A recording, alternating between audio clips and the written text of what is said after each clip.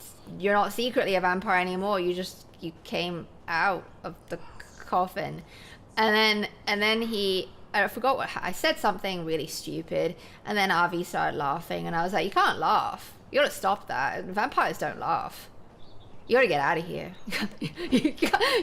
You can't stay here and call yourself a vampire if you're laughing. You're still laughing, Avi. I know that. You know, I can hear you. all the Durgan blood isn't gonna save you. I appreciate them though. They're awesome.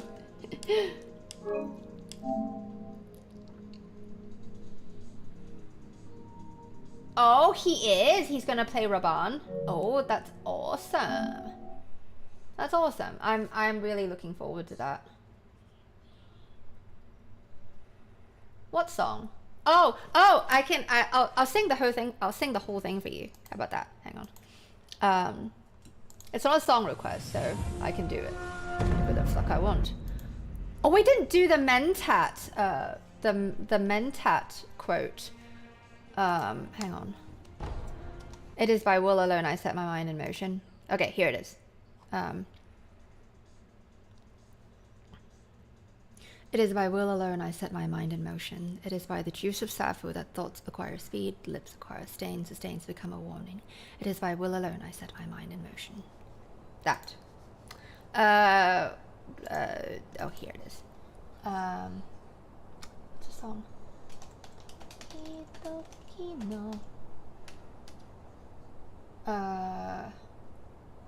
How that song go again? I forgot the title of that song. I'll look it up later. I have it in my song requests. Come on now. Ah, mouse. Alright, I'll look for it. So that's number 2. Well, this is number 2, right? Yeah, but vampires don't laugh. They don't even have an evil laugh. They just cackle.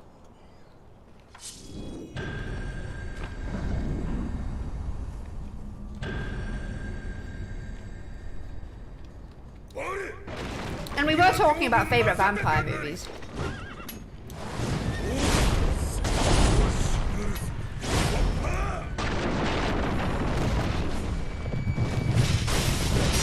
Wow. That killed you. Wow. Nice. Vampires cackle.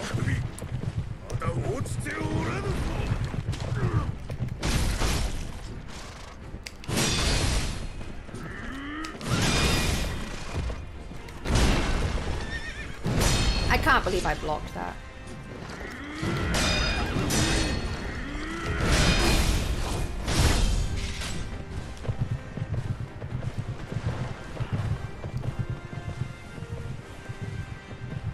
Oh, come on, man.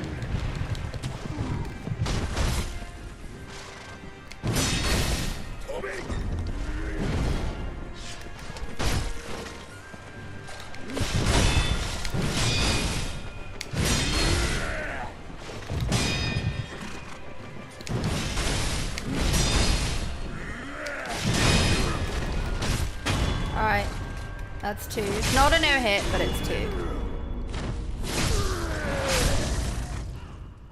He's not a real vampire. I've never seen him suck key blood. He's just a puppet.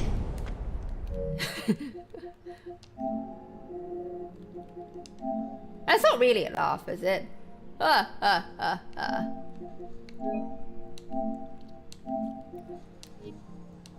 it's not a laugh. It's not genuine. No, it's fake. It's a fake puppet laugh. I don't remember Salem's Lot the movie, but I love the book.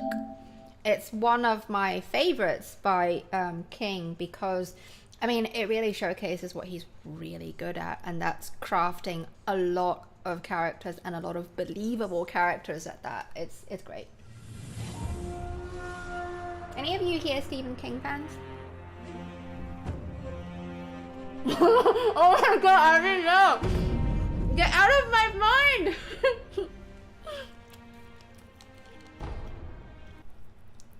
One death blow.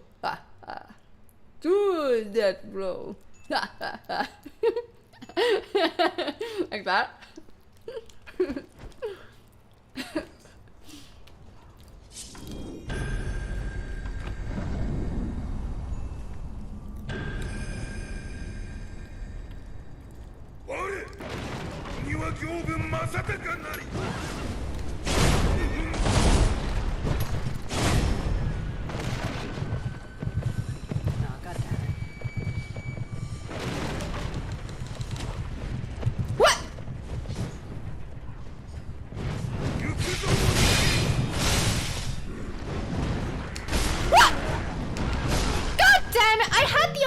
Out. Fuck off. I'm not gonna try I'm good at deflecting the hook spin sword deflecting, so I shouldn't rely on the umbrella. I can do it just fine. I was doubting.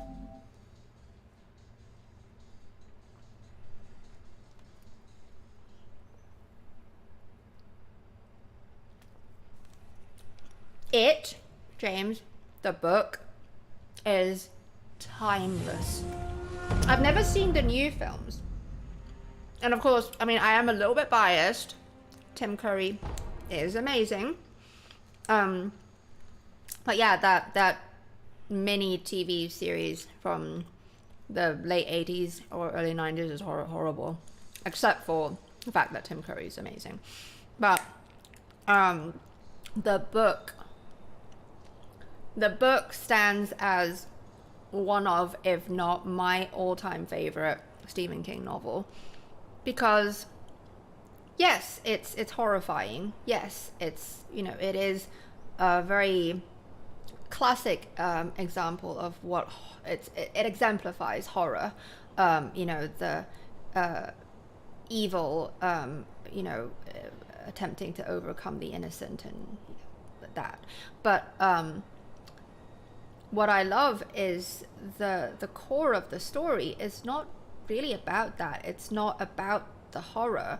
It's, and this, he's very good at this whenever he touches upon this subject. It's the power of childhood memory. That's what really draws me to, and it touches me every time. Another thing that really blows my mind about that book is, I don't know what you call it, what sort of writer's tactic you call it, but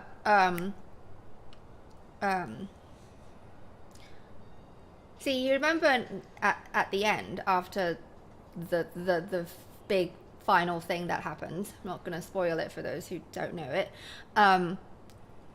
the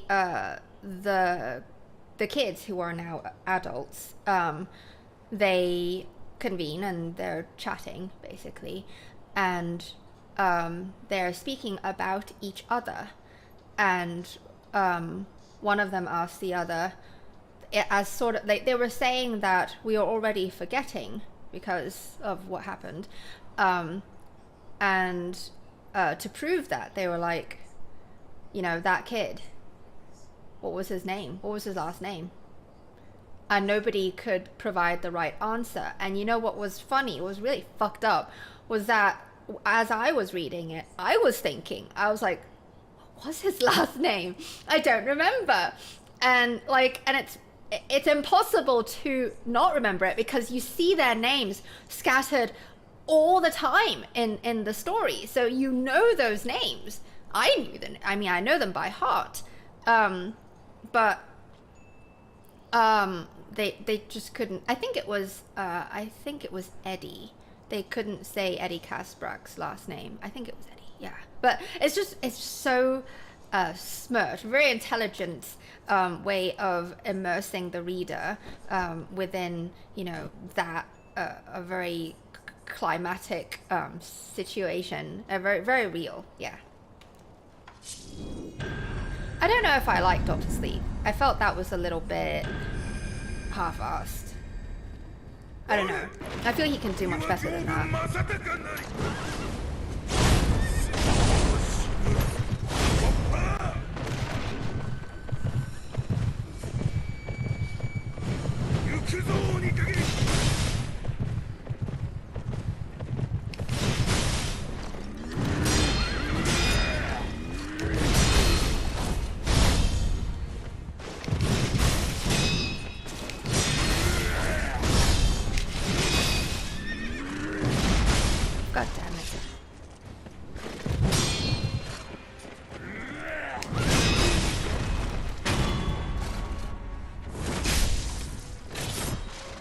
number 3.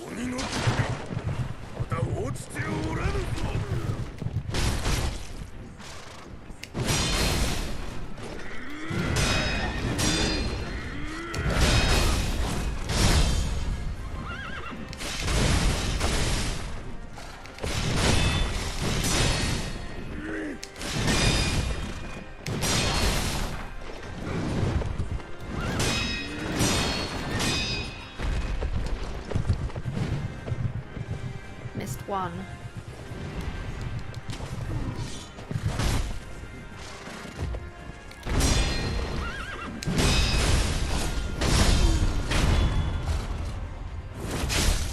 That's 3.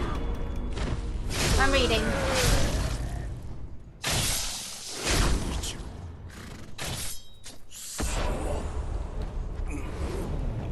I know! Ben! For scoring! Ben for waiting the long queue wait. I've read that book many times. I think I like to revisit it every year or 2.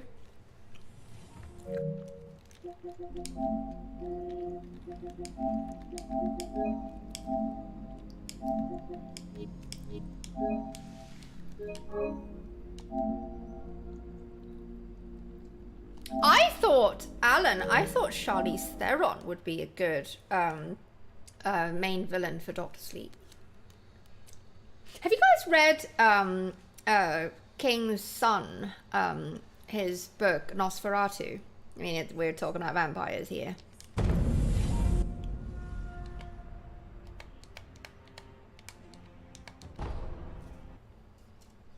What's your favorite Stephen King film adaptation? I mean, there are so many of them. Favorite? Here's 3. Favorite, least favorite, and in your opinion, most underrated.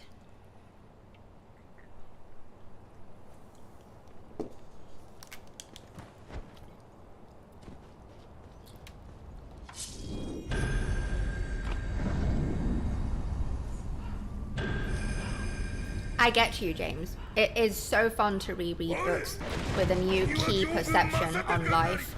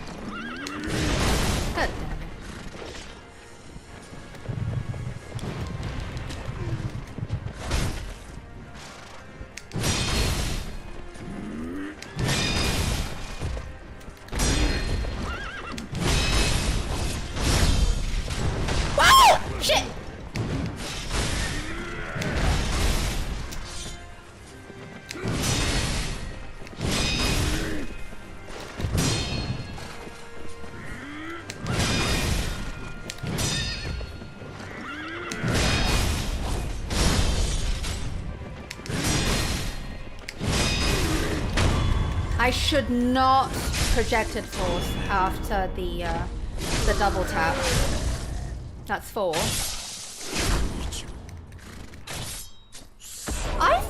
I thought Kathy Bates did a really good job in Misery. And the guy, what's his name? I don't remember his name. God damn it. The guy who played the writer. Who directed Misery? It's on the tip of my tongue. Who directed Misery? It was a good movie. It was a good movie. It was. The book is fantastic too. Favorite, least favorite, and underrated Stephen King films. I've never even heard of it, Dolores Claiborne.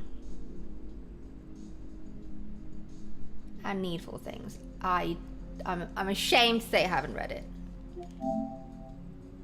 I know Maximum Overdrive. James Cat, thank you. Maximum Overdrive. Oh my god, I haven't seen that in so long. I remember when I was a wee girl when it was on the telly, and it was fascinating, like to watch like this monstrous truck with a faceless driver. You can't see the driver, and they're just chasing this poor couple, right? And all over the key country is what I remember. That's all I remember. Is just being terrified of this truck.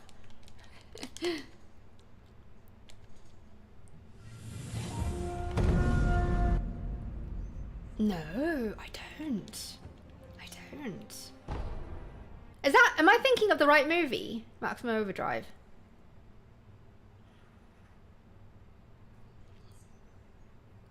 I see. So she's been in 2 Stephen King productions then. Oh, right. Yeah, I'm thinking of another movie. I'm thinking of a Stephen King film. The truck chasing the key couple in a car.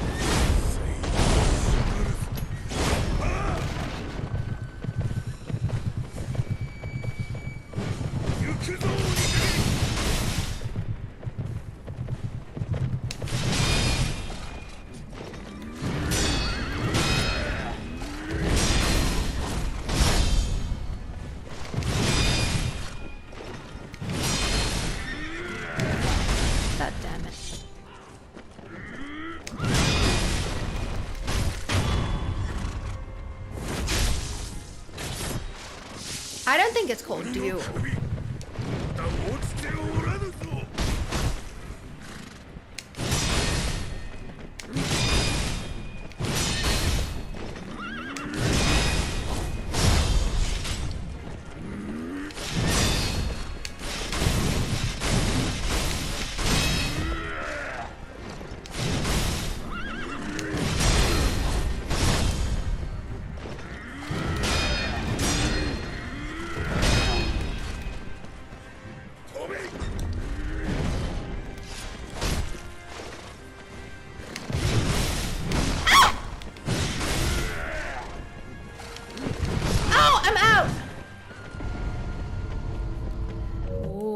I shouldn't use the umbrella so often then.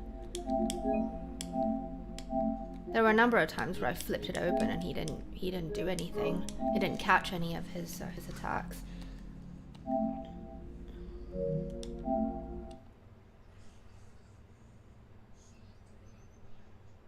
I don't remember Cujo.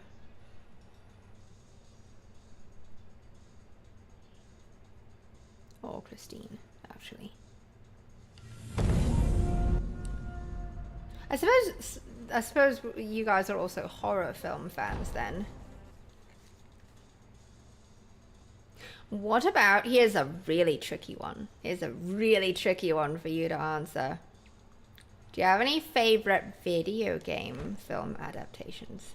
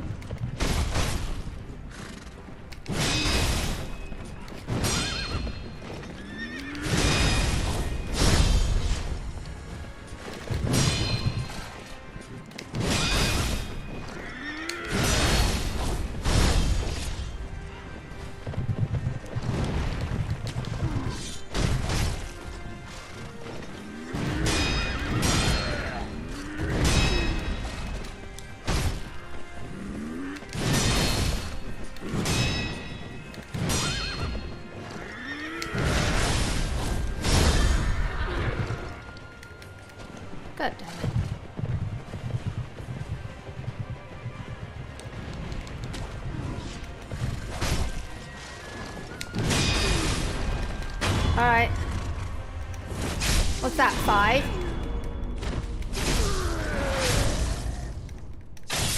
I think it can. I think, yeah, show or movie. Yeah. I thought Silent Hill was a good movie too. Like, if you, I think, well, see, the thing is, I didn't play Silent Hill. I've watched Silent Hill being played. So I don't think I qualified, you know, to be able to judge it, to compare, you know, oh, was it a good film adaptation? But from what I was told, that if you can separate the two, like if you think of Silent Hill as the movie, as just a movie, then it's good.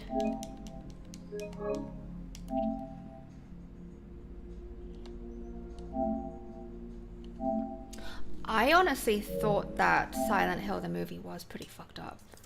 It's got some elements in it that are pretty frightening to me.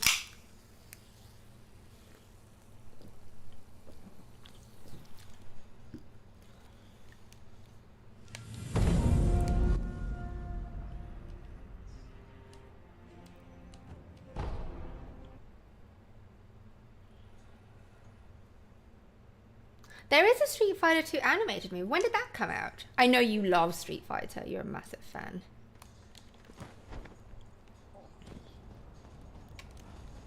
We should put you in a tournament.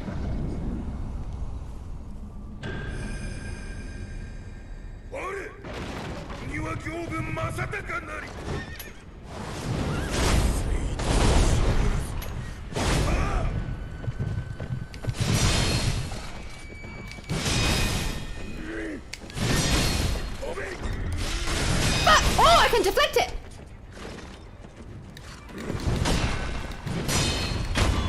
I can deflect a thrust!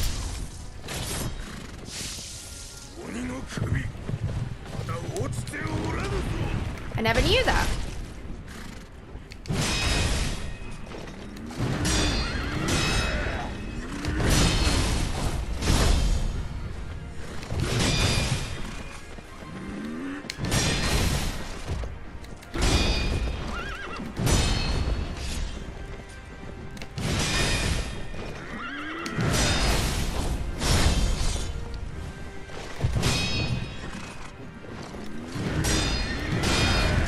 Missed one, but it was good. Learned that you can deflect it! You can deflect his hook throw. His spear throw attack with the umbrella. Did not know that. Did you know that? Did someone ham that moment? It's a good moment.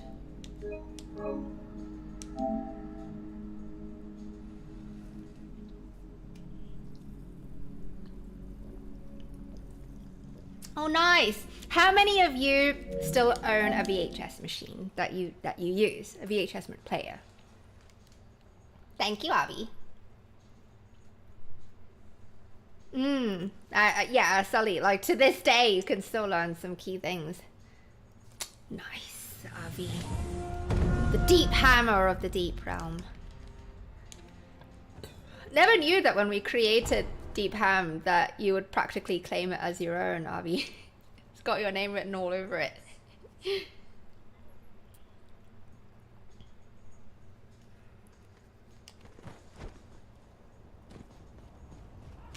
Nice.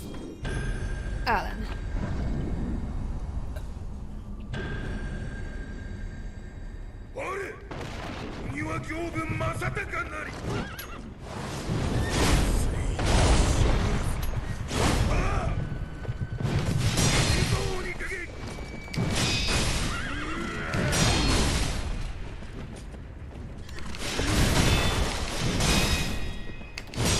I blocked that one.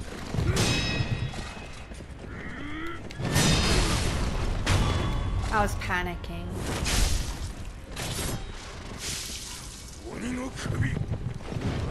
I get panicky with them sometimes.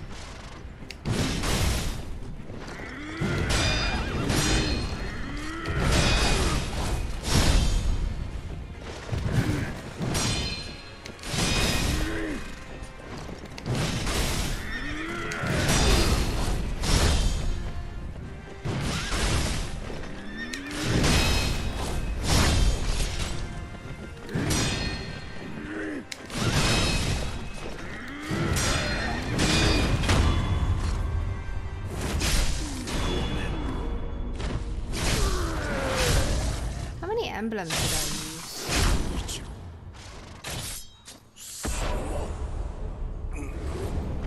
Is Big Trouble in Little China an adaptation? A video game adaptation? Is it? Number 7. You guys are super patient with my doing this.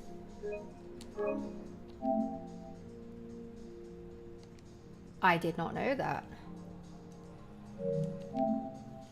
You're full of key fun info and facts.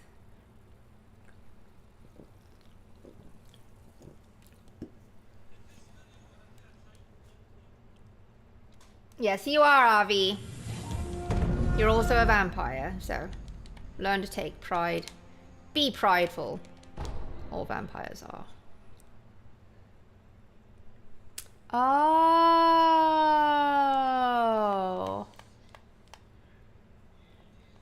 I did not know that.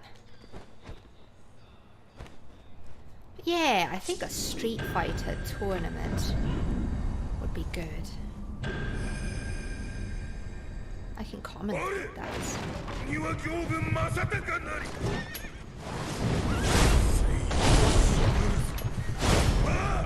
8 now, right?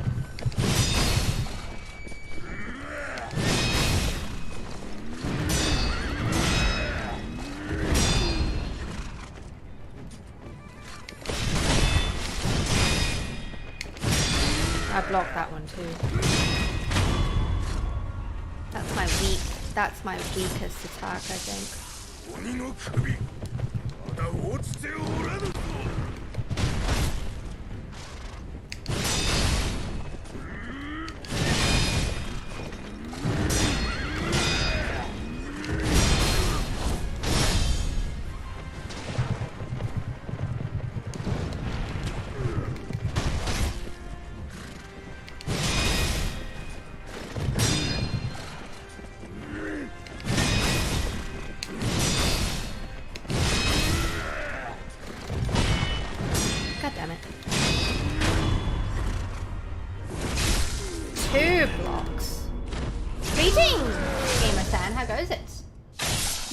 I do play Bloodborne. I've platinum Bloodborne. In fact, on Fridays, I co-op in Bloodborne with patrons and members if you would like to watch. My character is now New Game +4. I'm trying to open up my world because I'm trying to help a friend beat Bloodborne. Not really help, but just, you know, just play with them. Also a key member of the realm, I should say. Yeah. Yes, I love Bloodborne.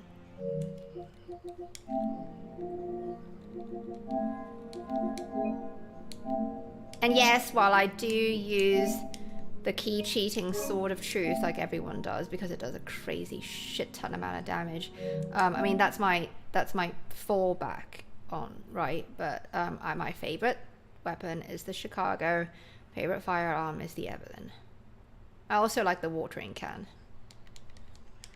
And the cannon.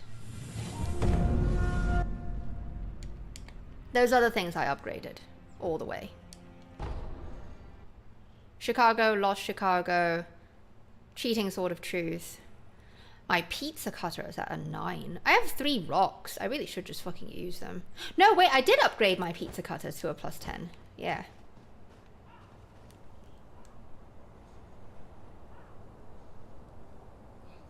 Oh, James, you want to? You wanna join the key ranks of protectors of the realm to join us?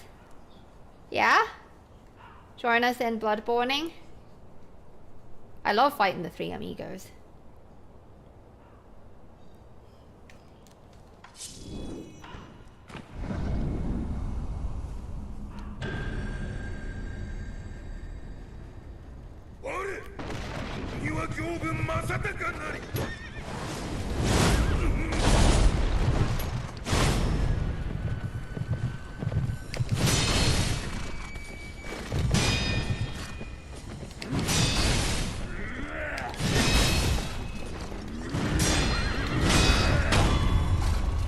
This is 9, right?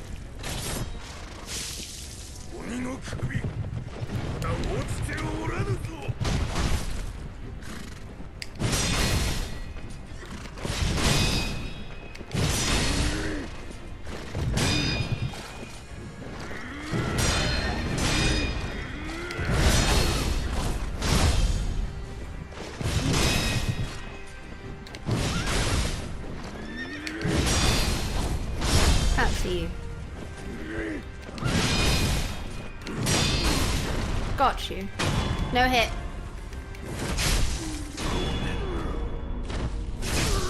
I hate gangbang bosses too. I know how you feel. Is it your first time playing Bloodborne, James? It's your first go around. How do you like it?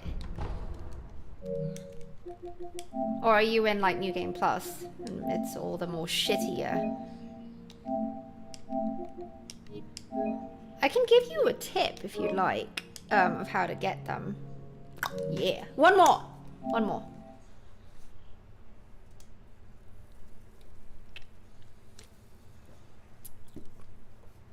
Do you know this top I've got? I got it like in 2005.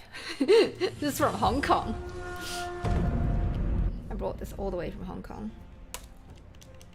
Hi James, Kimball, how goes it? You know, Gammon, I only recently, like maybe last year, because I was doing the Bloodborne ASMR video, and I read through the item descriptions, right, for the key items. No, not key items. No, all of them. Yes. The consumables and key items, and I realized that the shadows, they are descendants of Tumerians. I just realized that, like, because like if you pay attention to their attacks, you can see their faces. They have that long face, same as the zombies that are in the dungeons. Oh, but Alan, we can't be product placementing with the red can. Oh, it's a Coke product. They better pay me for that.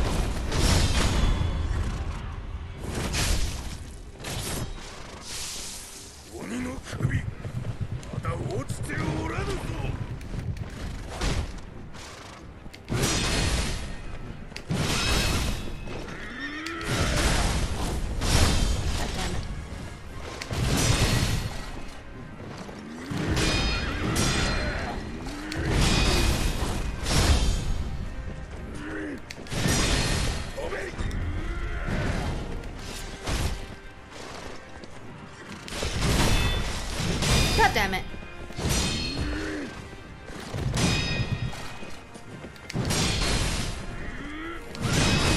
Ah, I missed one.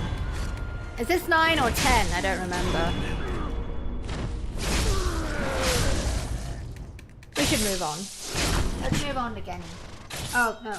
Move on to Jason. Jason.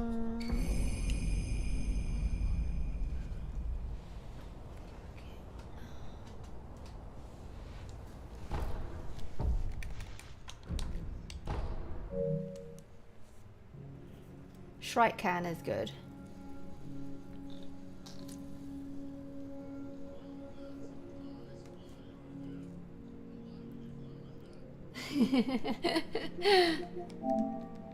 Nice one, Avi.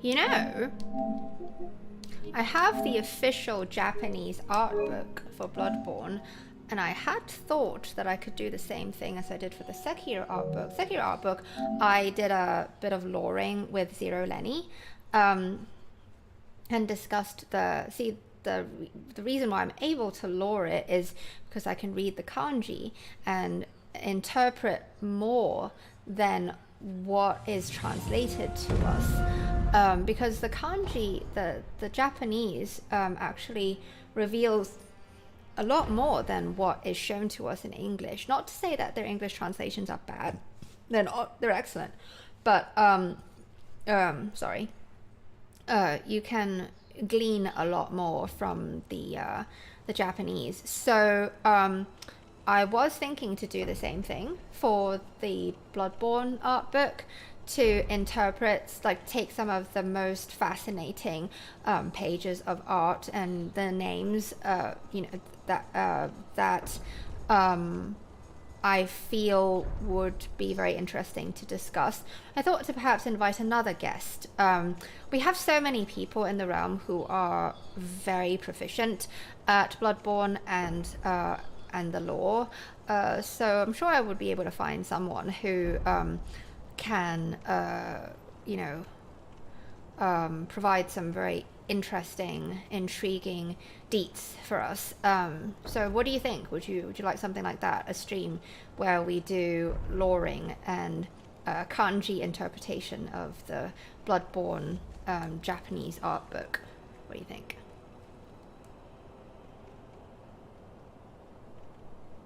Yeah, German, I bought the deluxe edition as well. I mean, I have the tree hag statue. I've got the beautiful box. I'm thinking I mean, they're in very good condition. I can just give them away as prizes for our channel events. Well, not lore through, but rather a lore ring and interpretation of kanji from the Japanese art book. Or I can do a lore through, but I'd have to play through it again. I'm trying to, like, I'd rather not do any more lore throughs of FromSoft games. I can lore through Dark Souls 1, 2, and 3. I had thought about that, but I kind of want to get away from FromSoft games. Like, I really want to stop playing these games and get to some of the games that you want me to play. Like, you know, you guys want to see me co-op in Resi 6, right? Aw, hi Jessie. Hello. How are you doing?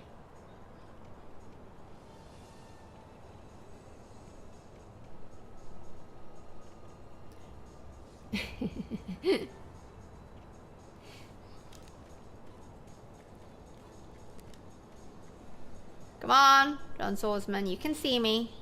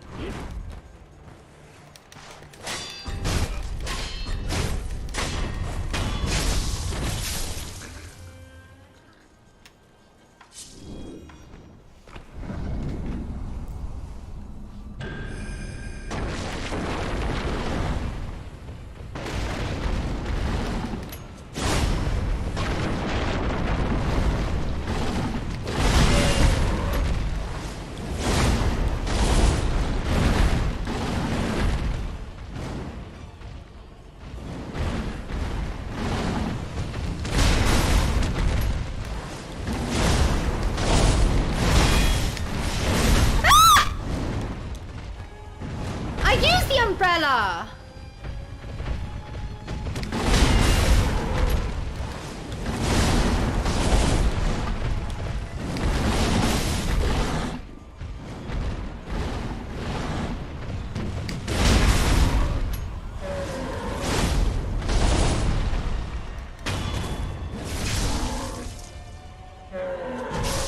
Shooting scum.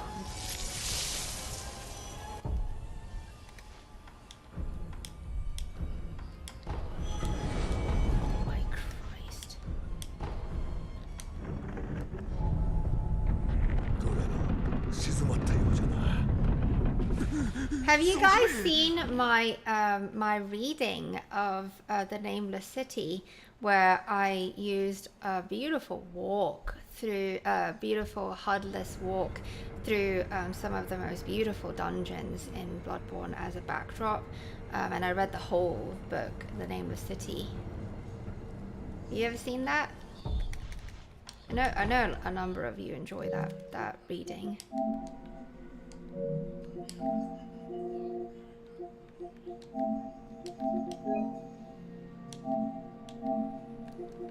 That's number 1.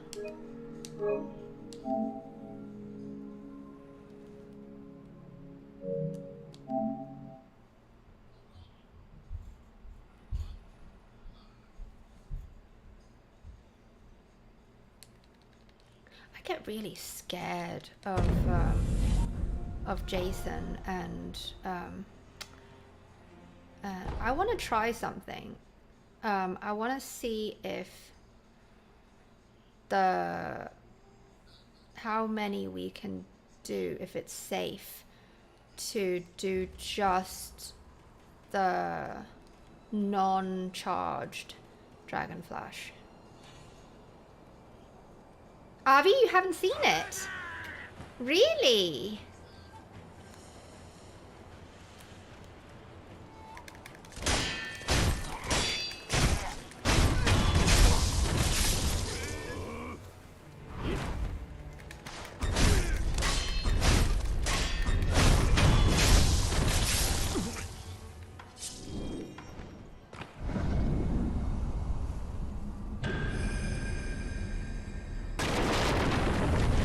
Pay attention here, so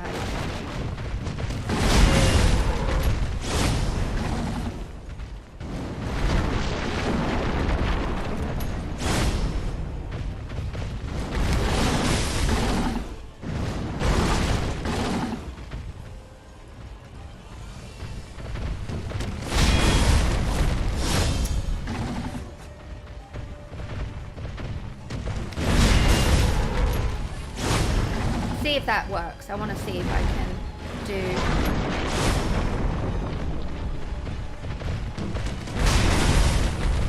God damn it.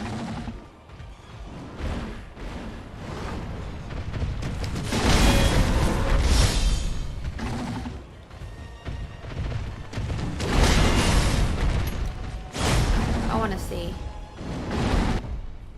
How many emblems do I got? 8 left, okay.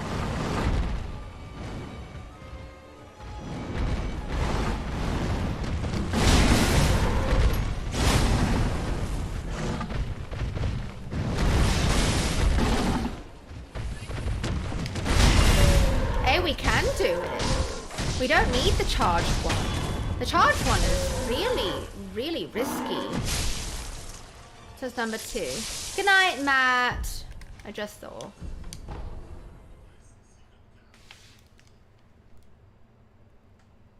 Oh, the giant sharkoids? Yeah. I mean, I'm okay with fighting them one-on-one.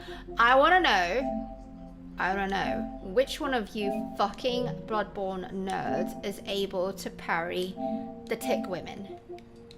You know, the tick women at Bloodborne and at the Blood River and the DLC. I've never been able to parry them. They are so fucking random, their attacks. I'm better at parrying the Sammy Sackman than I've never been able to parry the tick women.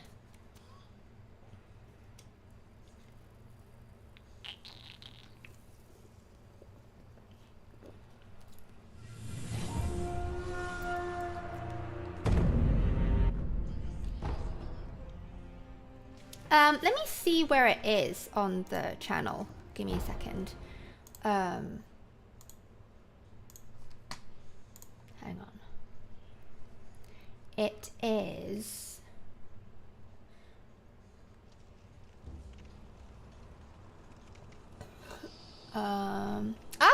it's under home faves. I think I'll just list it myself. Hang on. I'll open up the stream. Hang on. You heard a little bit of it just now, I bet. I'm copying it, and I'll open up the stream here. And I'll paste it here. Here you go. Nameless city.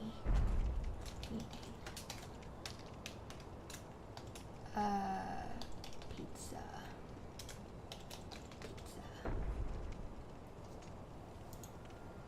There we go.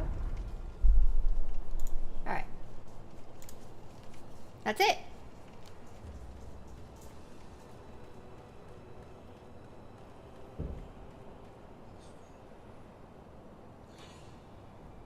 Yes, you did it right. I gotta do the Katie parry. It didn't work though, Jesse.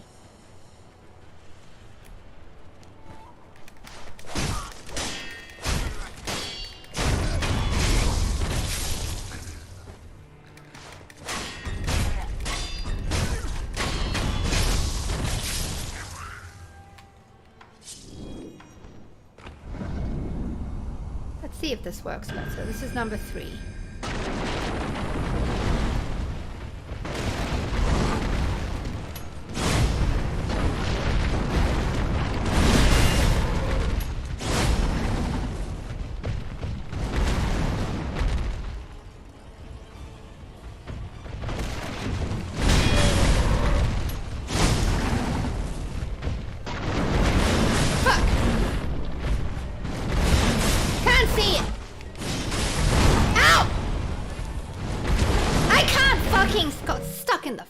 Wall.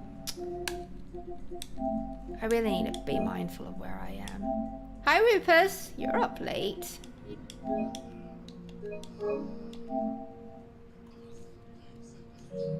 You're up very late, in fact. Did you sleep this whole time and you just woke?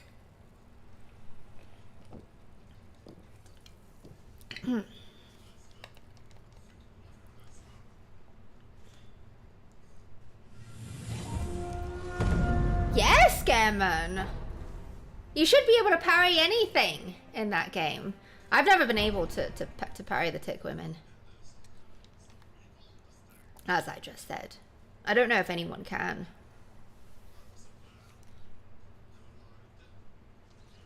You got ninja sleeped.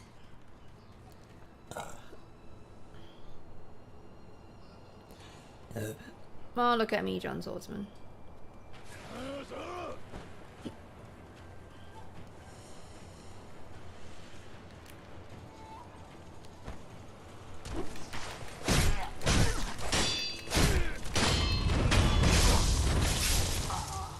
Hi.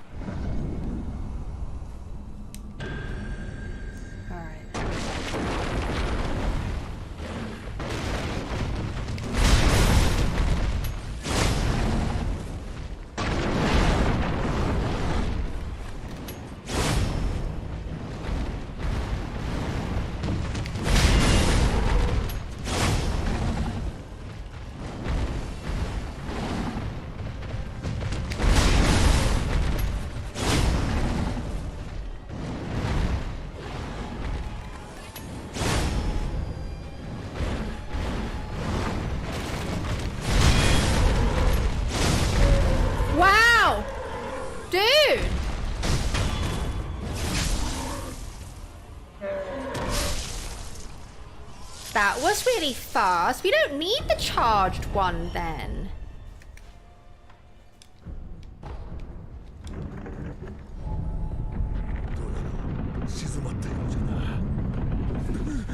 We don't need the charged dragon flash then.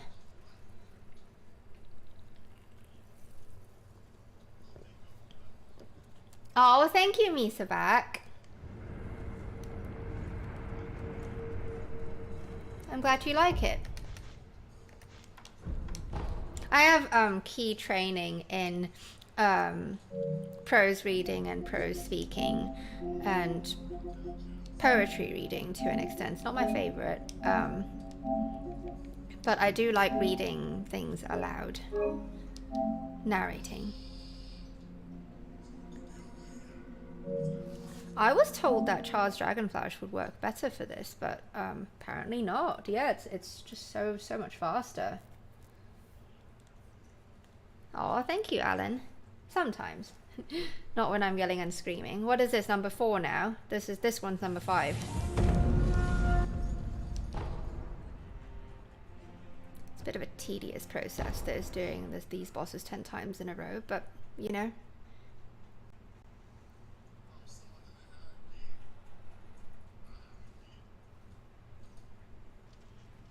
What are you talking about, Jesse? You're so drunk.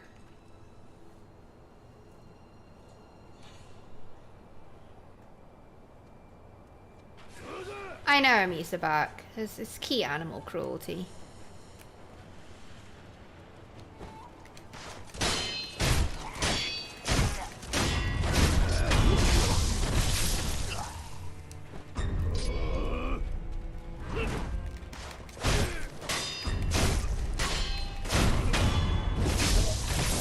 Oh, you piece of shit!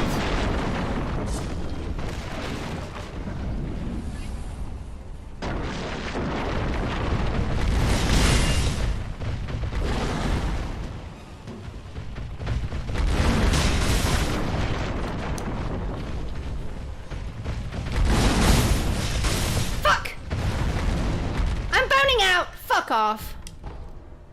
I should not. He fucking overstepped Jason's key boundary.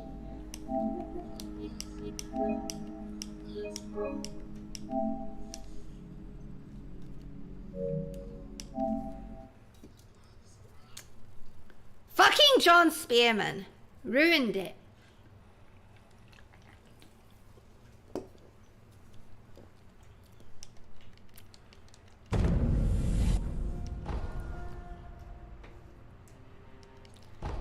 Fucking Jason Bull again. They need to put more animals in this game. You know, monkeys and bulls and monkeys are not enough.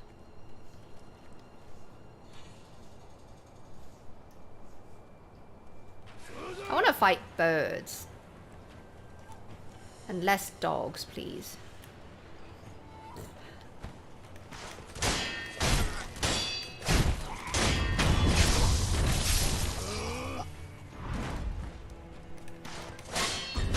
Stick you in a key corner. You don't interrupt me and Jason and my buff powers.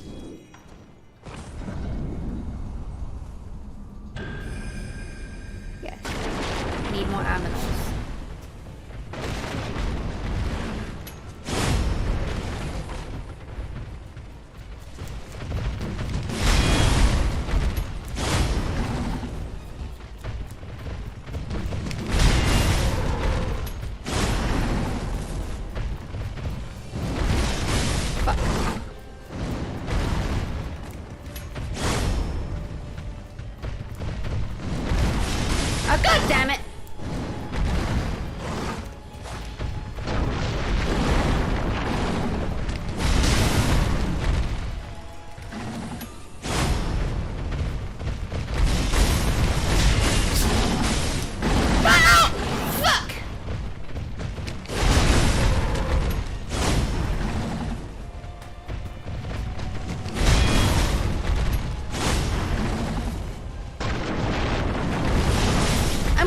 Emblems.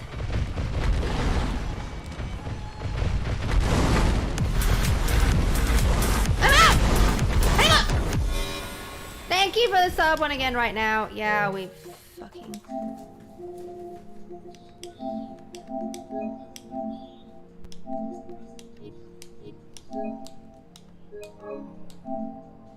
It would be nice. It would be nice if you could, but you can save scum.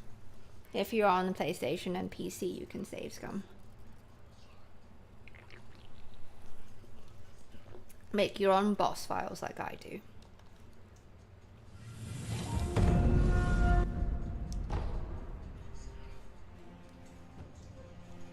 That is true. The terror birds in Elden Ring were very annoying. That's true. What about flying birds? There are flying birds. Yeah, the birds with the fucking swords on their feet. Never mind. I take that back. Birds and dogs and birdogoids like we get in Bloodborne. Yeah, they can fuck off. Why can't we fight a cat? You know, like those awesome cats in Dark Souls 1.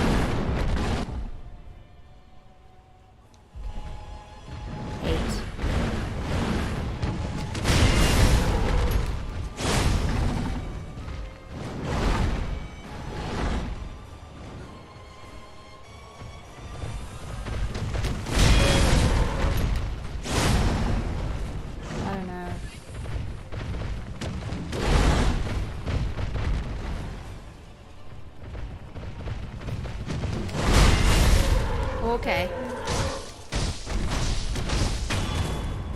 What is this, 5 or 6?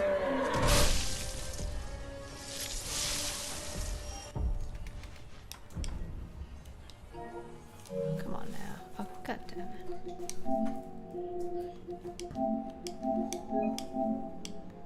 Let's call it 6. Let's do 4 more of these.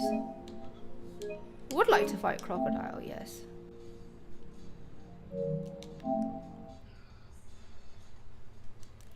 There is a frog boss, Alan, in DS2.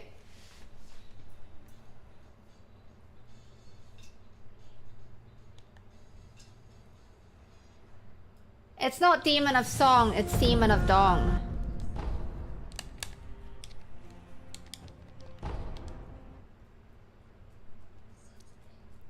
Alright, 6, thank you. Good night, James.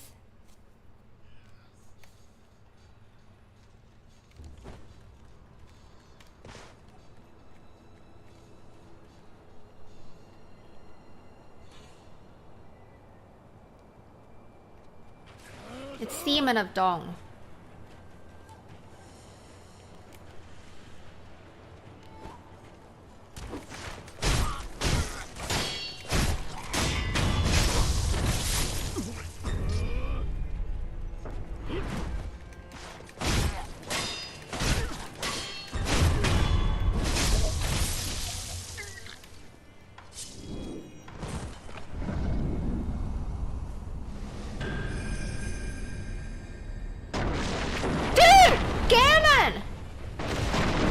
Did you fight Throthgar? Did you play with Throthgar?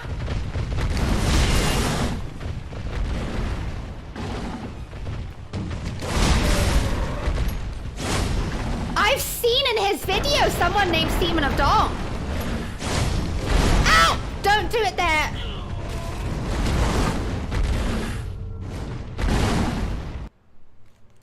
Nope. I did it wrong. I've seen in one of Tyrannicon's DS2 playthroughs, he summoned someone named Demon of Dong. Was that you?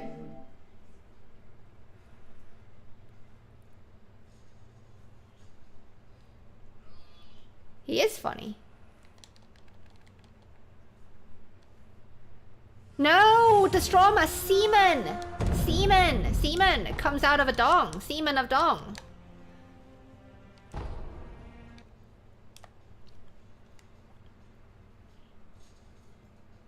Oh, and making semen come out of dongs is one of your favorite pastimes. I mean, I don't blame you. But DS2 is my favorite. It's my favorite.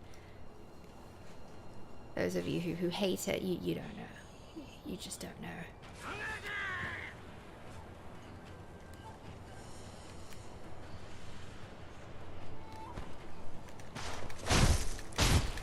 Why are you so broke? Why are you broken? Did you see him? Wait, where'd you go?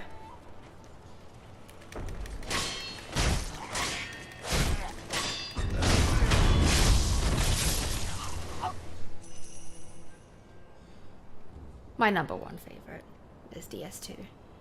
Very close second with DS1. DS3 is the boss rush, so I like it. I don't hate it. But DS3 is weak in terms of traversal.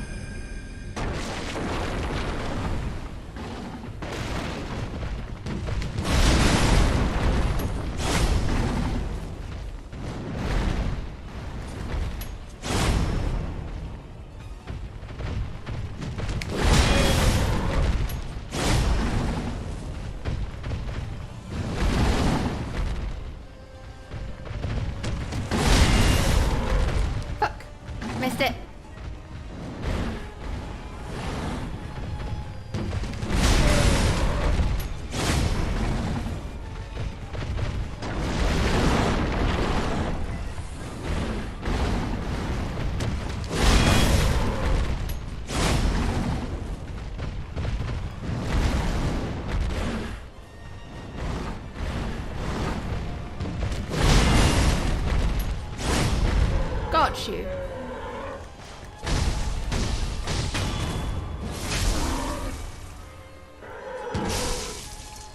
What's the thong song? Is there one? Is there actually a thong song? Please don't request it.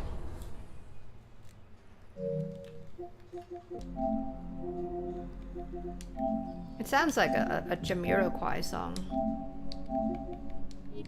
Which I have in my head, by the way. And it's all Ollie's fault. Jinx, Jesse. Dude.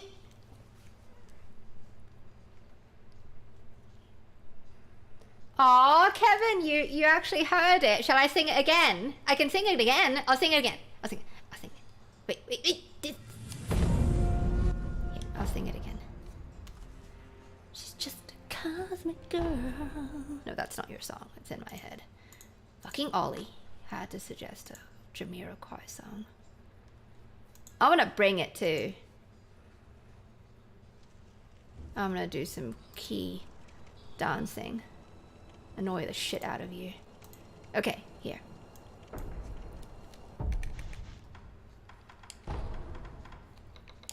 This is your song, Kevin. I'll sing it again. I apologize that I didn't know you were leaving, so I'll sing it again. Changing mics. She's just a cosmic girl.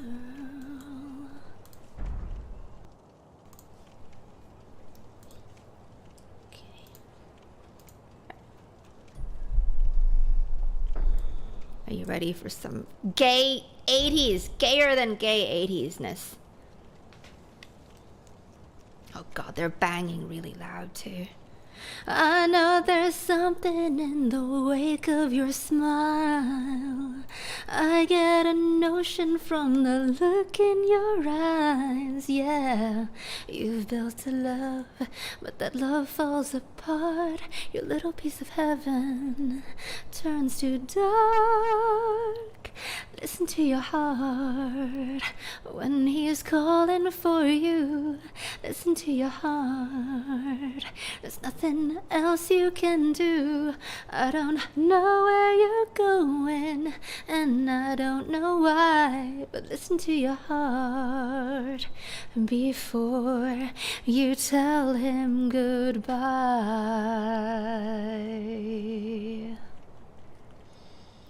Sometimes you wonder if this fight is worthwhile.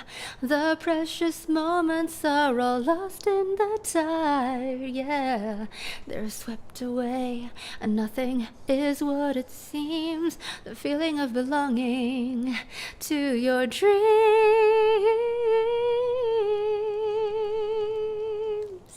Listen to your heart when he's calling for you. Listen to your heart. There's nothing else you can do. I don't know where you're going, and I don't know why, but listen to your heart before you tell him goodbye. And there are voices that want to be heard. So much to mention, but you can't find the words. The scent of magic, the beauty that's been when love was wilder than the wind. Listen to your heart when he's calling for you. Listen to your heart. There's nothing else you can do. I don't know where you're going, and I don't know why, but listen to your heart before you tell him goodbye.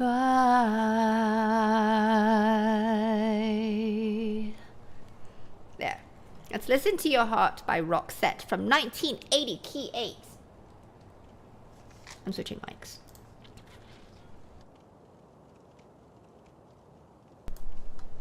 There. Was that good? Oh, Jazz Hands, hi! Hello.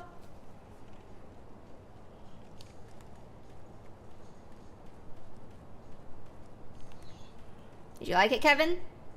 Thank you. Well, it's because you're here.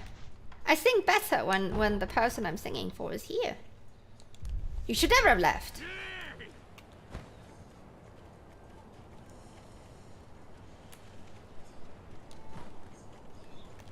Wow, what the fuck? He hit me! You don't turn that quickly, John Swordsman! I'm stuck in the wall!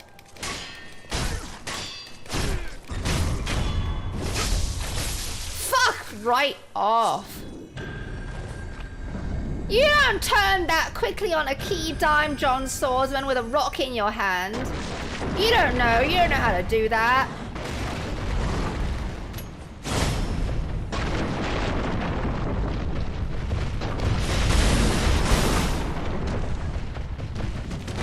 God damn it, I'm wasting emblems.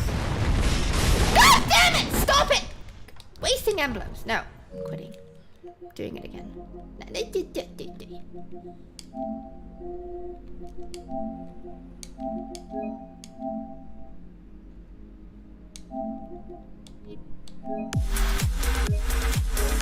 Focus on one again right now. Yeah, that was no excuse. Jazz Hands is right, you know. Especially for putting me the turmoil of thinking that I lost you in the forest during our key co-op session. Oh, you're gonna try and sleep? Alright. Oh, okay. I hope you enjoy the Nameless City. I'm happy that you liked the little bit that you heard of it. You sang a song yesterday, Josh. Ooh. Thank you for the key hearts, Destroma. All 4 of them. Each one of them represents a different type of meat.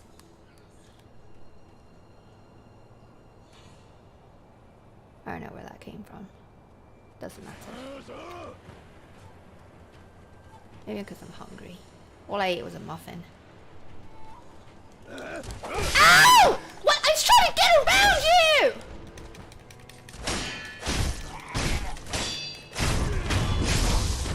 It's all gone tits up. No. I got stuck in the wall! I couldn't get the fuck out. I need to not position myself there. I need to be more patient. I need to watch him. I did call you the dreaded Izzy, I did. No, the irreverent Izzy.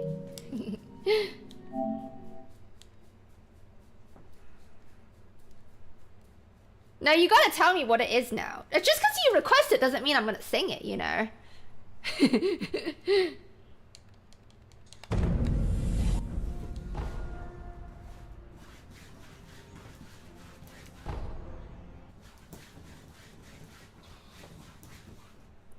You shouldn't be thinking of meat all the time.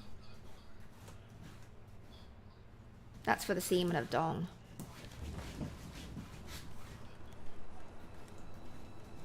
It's bad for your health.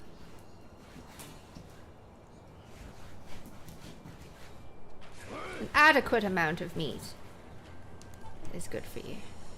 And semen of Dong. Yeah, I gotta wait for you. Nope.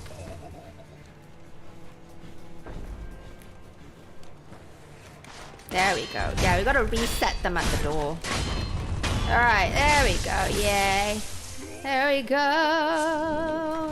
Again. Come on, Jason. Let me out of here. Just let me through.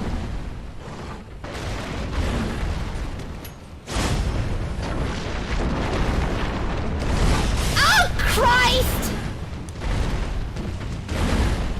Alright, reset you. Oh my god, will you hit me already?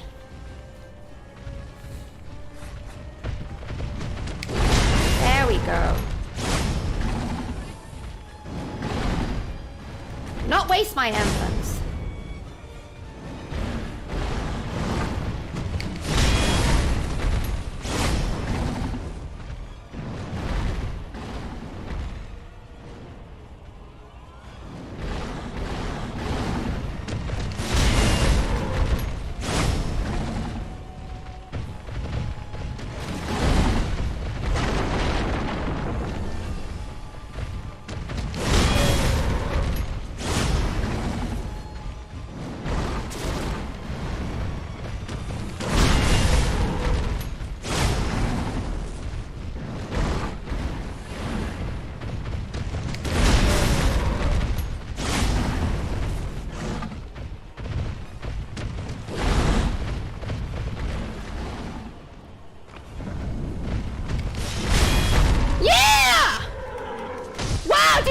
the key timing of that! The Yasha into the death blow! Oh yeah. That's what we're talking about. One again now. What?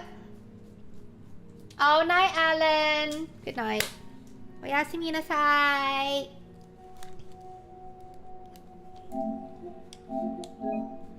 I've not seen Highlander in a very long time. Any of you nerds seen Highlander?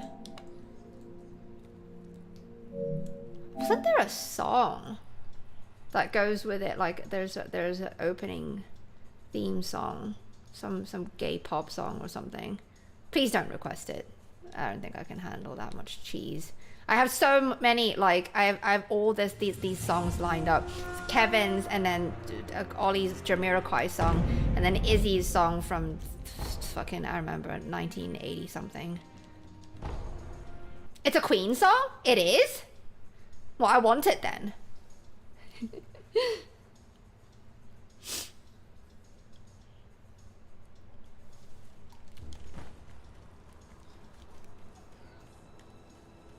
Come on. Look at me. Gaze upon my beautiful visage. It is? Oh. Well then request it. I'll sing it. Oh, you don't do that! You don't step away from me! Ah!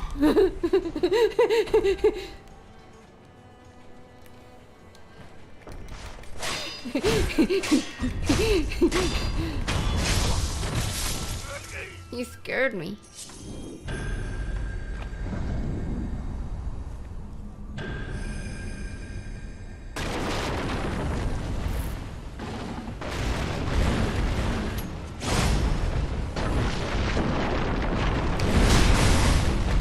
Oh shit!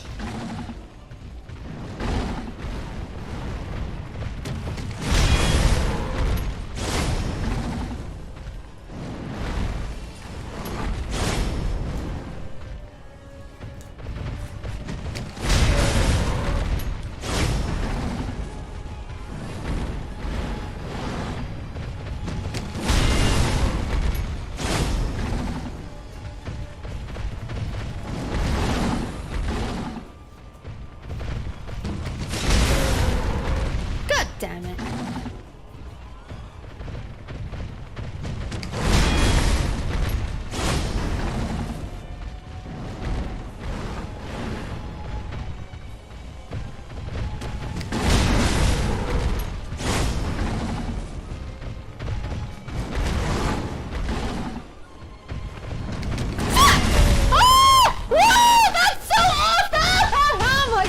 I did that. Holy shit! Alright, we're done. That's 10. Let's go get Genny. Did you see the key timing? You get IBS just from that.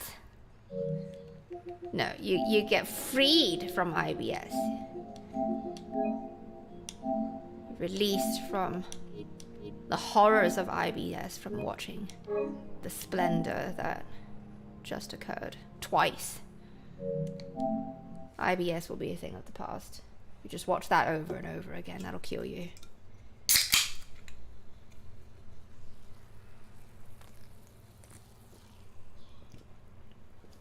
I will strike a pose.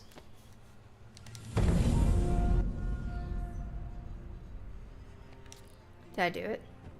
Did I put Genny on? I don't remember. Did I do it? I don't remember. We'll see.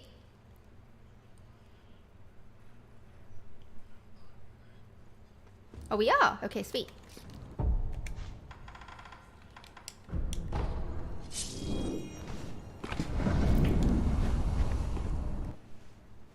I do want barbecue all of a sudden.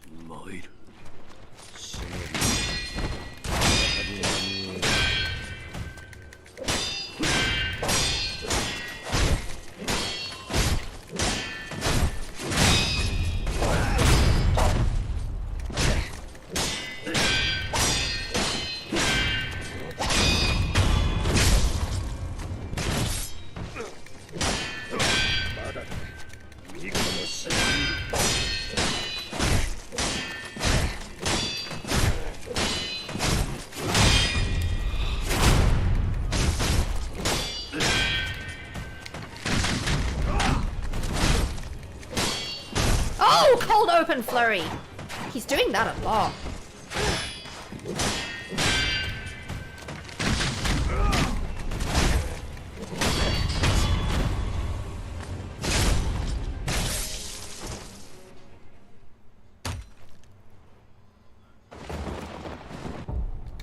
No. No, wrong.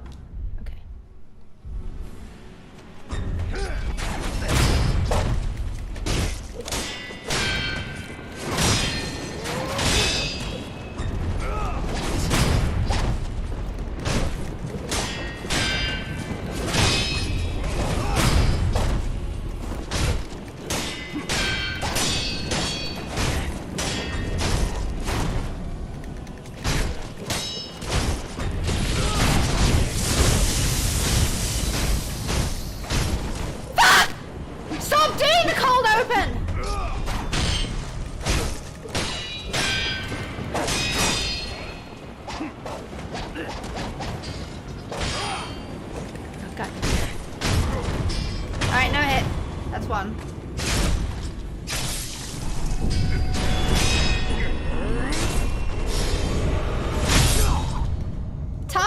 Sandwiches! They are! They are! It's the mathematical formula of, you know, you got two things and things sandwiched in between. It's sandwiched! It's contained within! It's a sandwich! Just accept it! Accept it and all will be well. Yeah. He didn't do any offbeats though, so. But I did deflect a whole bunch of offbeats from Katiecakes though.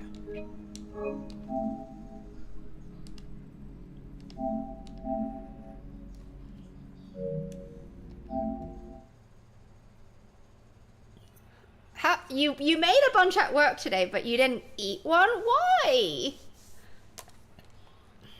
How do you guys like your hot dogs? I like mine Chicago style. I like them with, I don't like ketchup on my hot dogs, I'll be honest. I like mustard, pickles, yeah. Not so much onions and shit like that. Mustard and pickles, I like that, yeah. And I like Dijon mustard.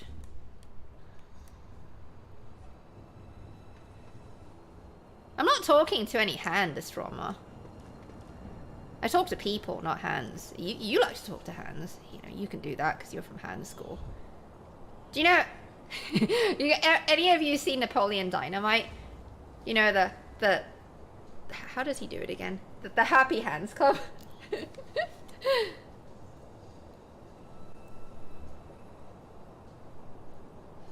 I don't cut the bread with my Chicago. But I do know someone who cuts fruit with their mouth. They call it mouth cut fruit. They cut fruit. They cut fruit like bananas and cherries, and they stick them in their smoothie, and they call it mouth cut fruit. Mouth cut bananas and mouth cut cherries. I just think there's something really bizarre about combining the words mouth and cut and fruit together. I don't like it. Napoleon Dynamite is so. It is so good. It is so good. I love that movie. I gotta go to the loo. Can I be right back? I really need to loo. You know what? Let's see if I can do this. Let's see if I can fight Genny while I need to go to the loo.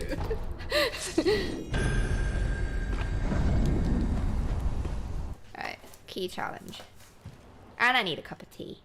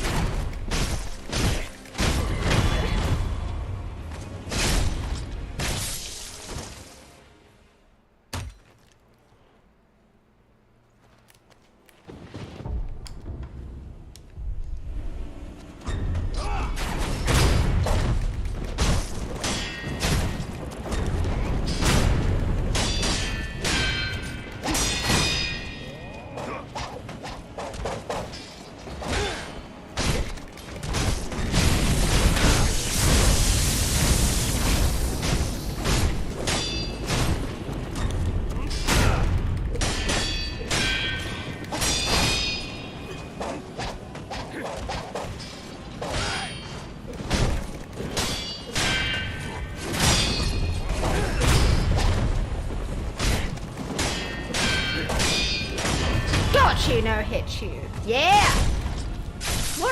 We're doing good today! I like it!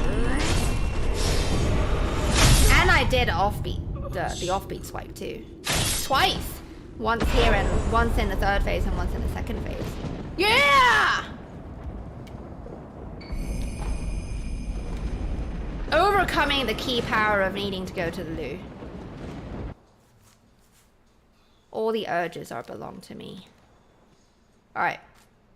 I will be right back. I will put on some music for you. This.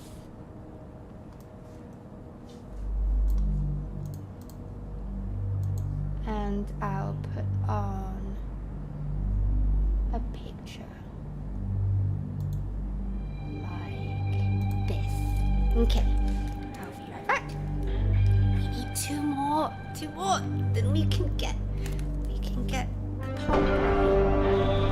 Can I see Durganblurred? Give Wolf all the Durganblurred. While I need it.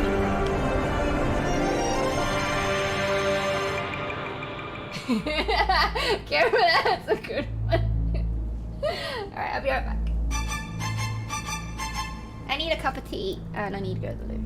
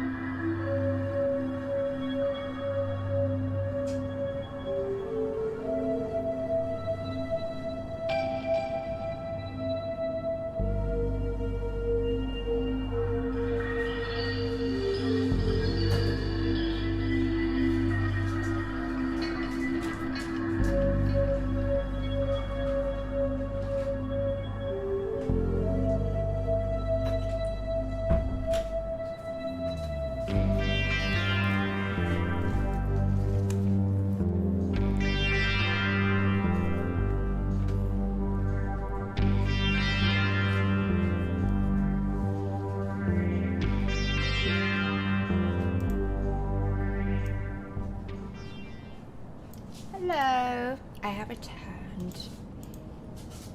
Do you like the YouTube membership Wall of Honor?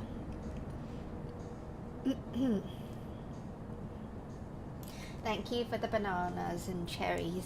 This trauma. So random. Okay. Let me put on Kenny again. Pizza, pizza. I could make some pizza tonight. I have some frozen pizza in the freezer. I have like chicken something. Chicken and ranch, I think. There's something very funny about Jazz Hands, about the pizza cutter being right next to your stupid plank shield. I don't know. It just looks so. I just like it a lot. You know, very soon, a lot of you, Jazz Hands, Rupus, Noah, and Avi, you guys will be graduating from the plank shield to the key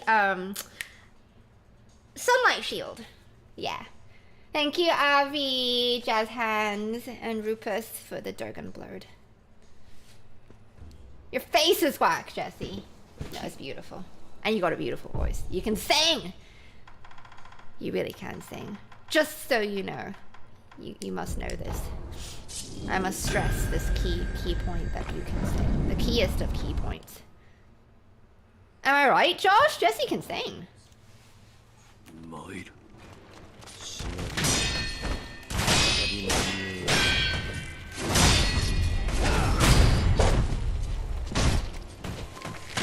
Oh.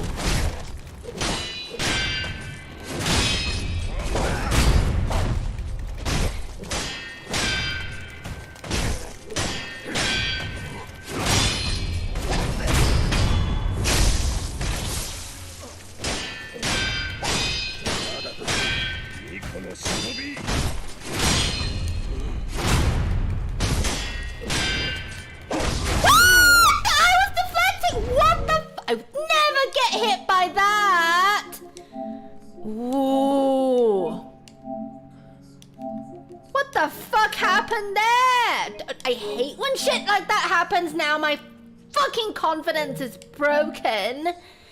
Ooh. When the fuck do you ever do? When was the last time that fucking ever happened? When I fucking outright don't deflect or even block the 2 hits before the flurry?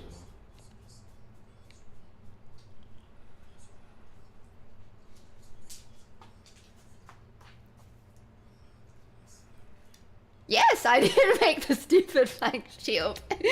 So I want everyone to not want the plank shield and move on Keely up to the better plank, the non-plank shield. Oh my god, my voice is fucking broken. Choking on my own spit. I'm upset, can you tell?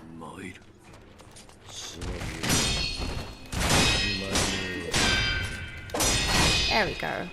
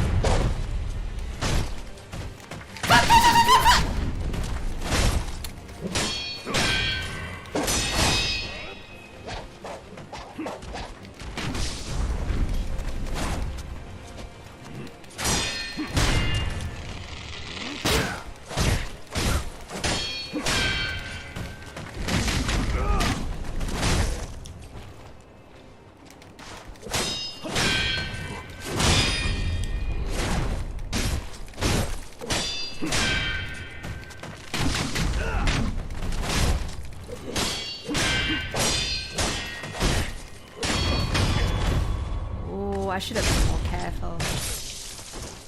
I should not have tried to go for him when he was doing the arrow flurry. It's okay. Lesson learned.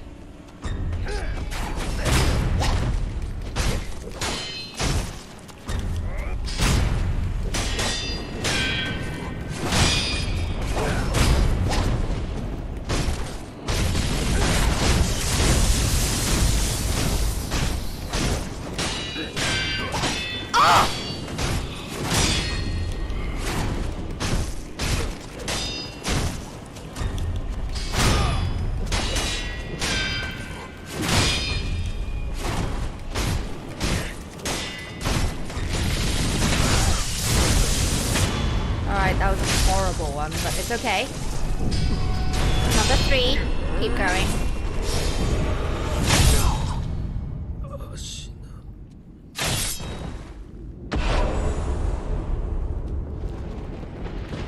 Get out of here.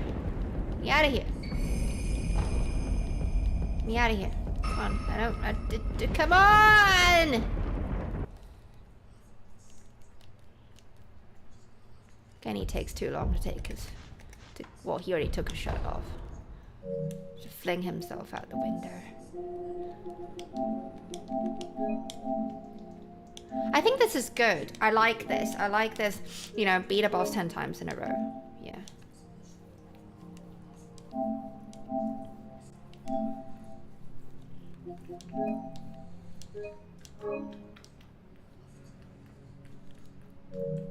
We don't have a buckler in our shield collection. These are the shields here. Let me see. I'll show you. These are the badges. So you go from plank shield to sunlight shield, and then spider shield, dragon crest shield, bone wheel shield, and then Hudless shield. And then there's 2 more actually for the 36 and 48 months. So 3 years and 4 years. I haven't made those yet, but I wanted to make 2 more great shields. I'm not quite sure which ones I want yet. I was thinking maybe stone shields because I like the bit of green there. We don't have enough things that are green. Only the bottle of the Estus flask is green. So yeah, stone shield and... I don't know. I'm not really sure. I have to think about it. God damn it. It's distracted.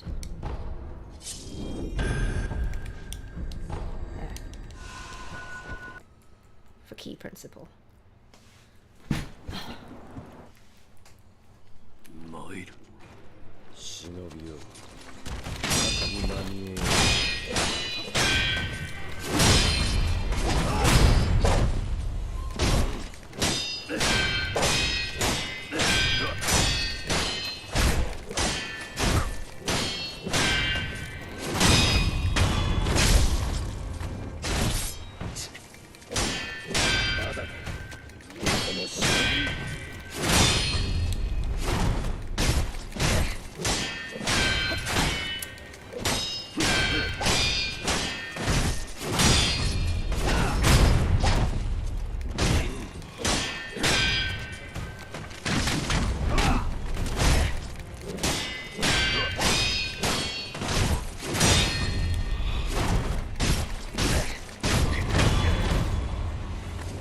And missed one, the offbeat.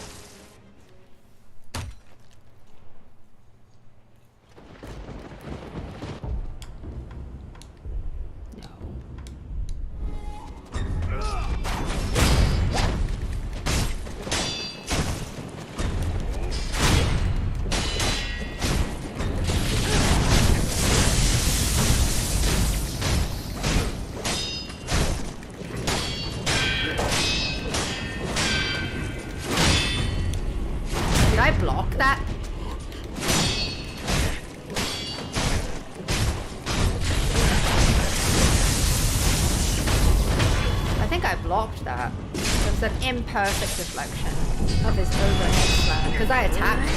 That freaks me out. Yeah, that's why I wanted. Yeah, but see, the Dragon Slayer armor shield is all grey, and it would look very similar to the Havel's shield. So I'm trying to get something not similar, but like I want something really different. Trying to get them to all look very, very different. Yeah.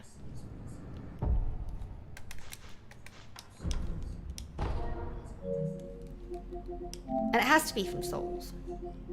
So, what about the twin dragon shield?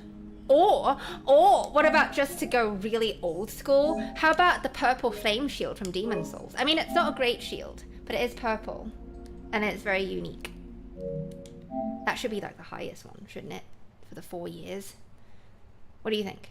So, the stone great shield and then the purple flame shield. Would that be good? I don't know, because the purple flame shield is not a great shield. Yeah, okay, cool. Yeah, it's a really OP shield too. Let's do that. I'll do that.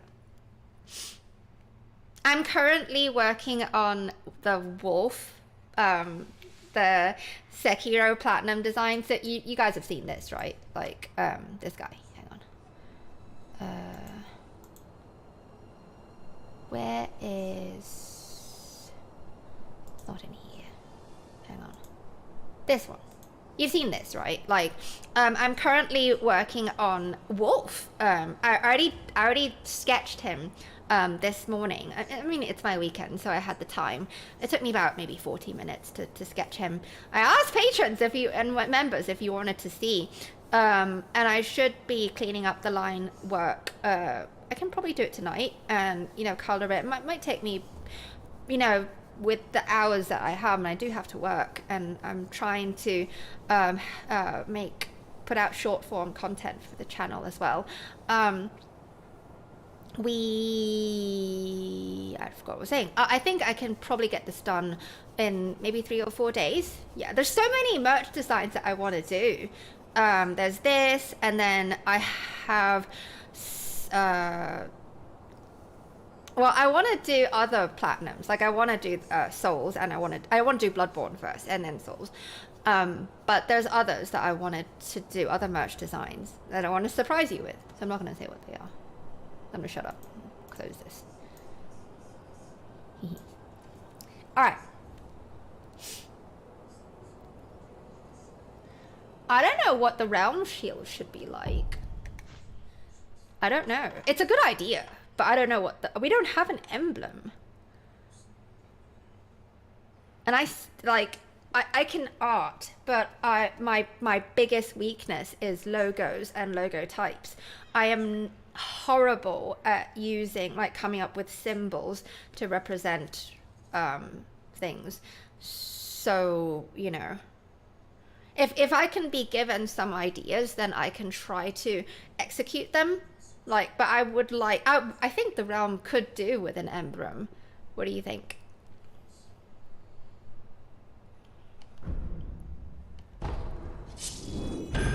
I don't think it's a bad idea, Gehrman. I would like to be inclusive, but see, they are all already just from Souls. So it would be weird. Like, then why don't I have Bloodborne, the lock shield, for instance? You know, does that make sense? I could have just put the umbrella in here too. I should have done that. Oh, but I like it all to be Souls. Oh, God damn it.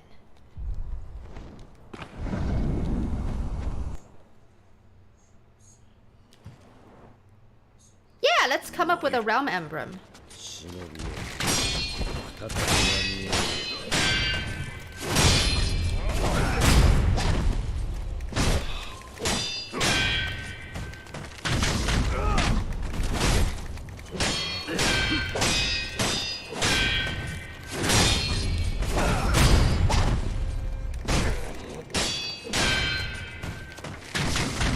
Should have hit you there, but whatever.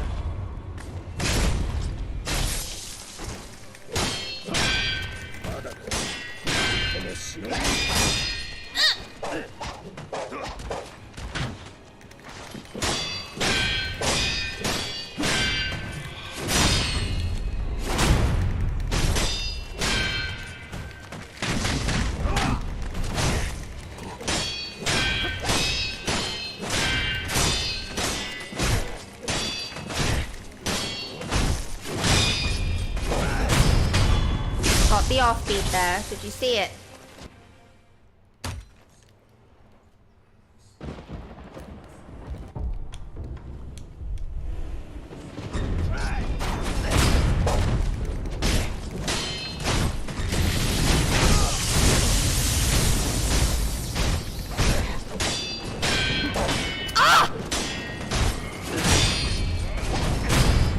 My fault.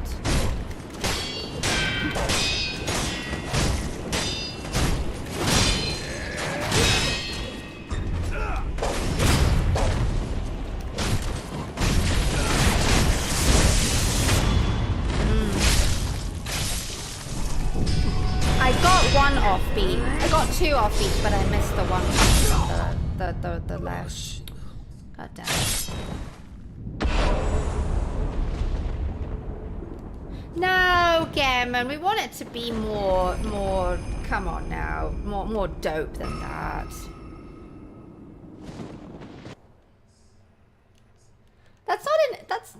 That's not an emblem though. That's just a whole pile of shit, Ollie.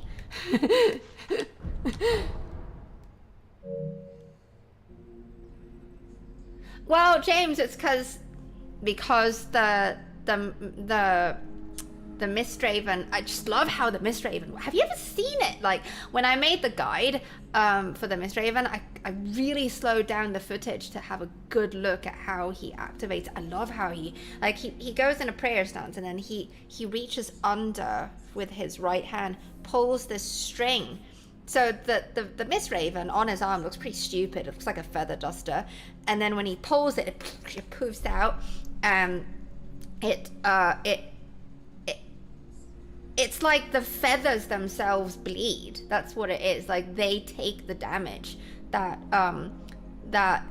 you use it to, you know, to teleport with. I just love it. Whoever fucking designed the Mistraven deserves an award. It's genius. It's genius. And it's funny how they have a similar thing in Elden Ring, but it's so lazy. Like, you can't go in lateral directions with it like you can in Sekiro, and you definitely can't do Fang and Blade with it like afterwards. But you can follow up with attacks in Elden Ring. You can. But it's just really weak and really slow. I do like using it though, because I'm used to using teleportation powers, but oh, I love the Mistraven. It's so good.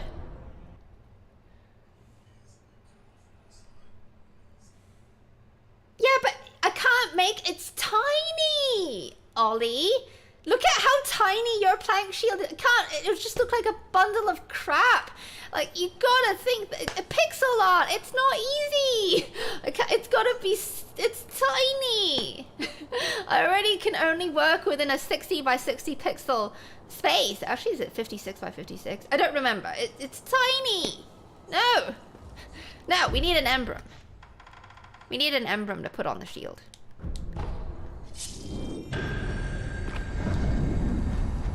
No, I'm not. I'm not gonna do it. Can't make me.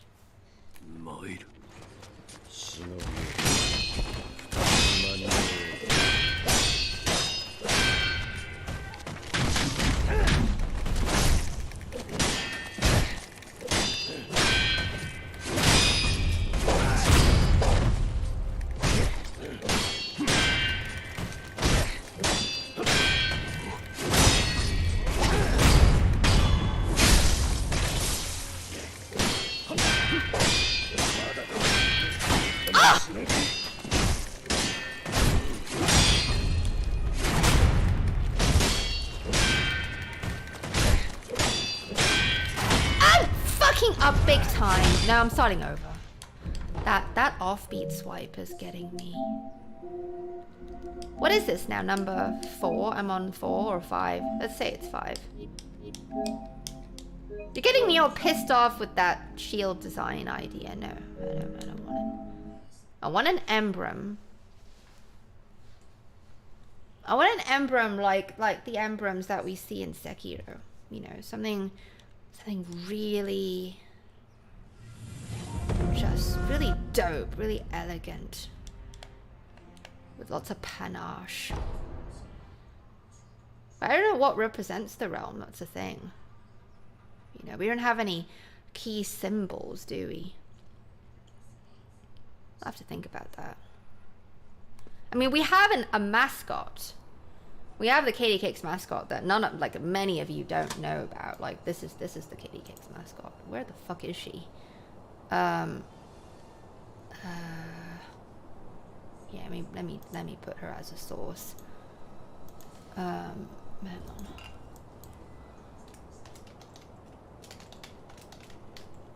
Okay, so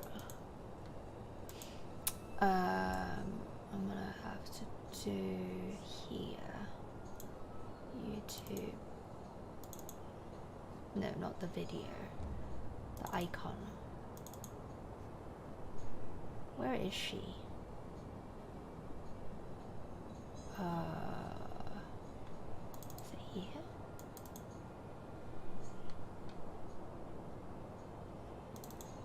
This. Oh, it's massive. Hang on. This. This is the Katiecakes mascot that I drew like ages and ages ago.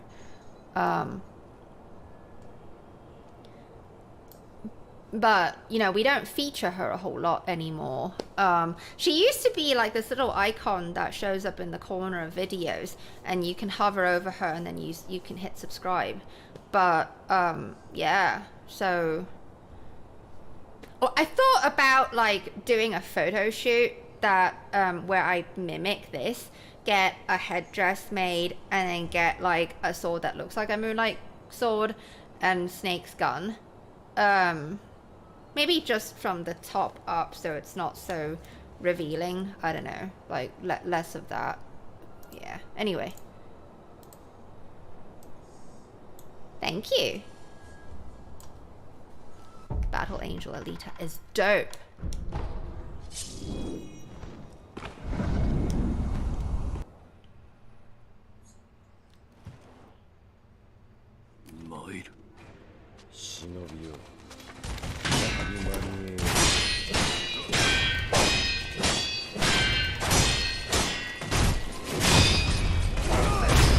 Missed the first arrow or whatever.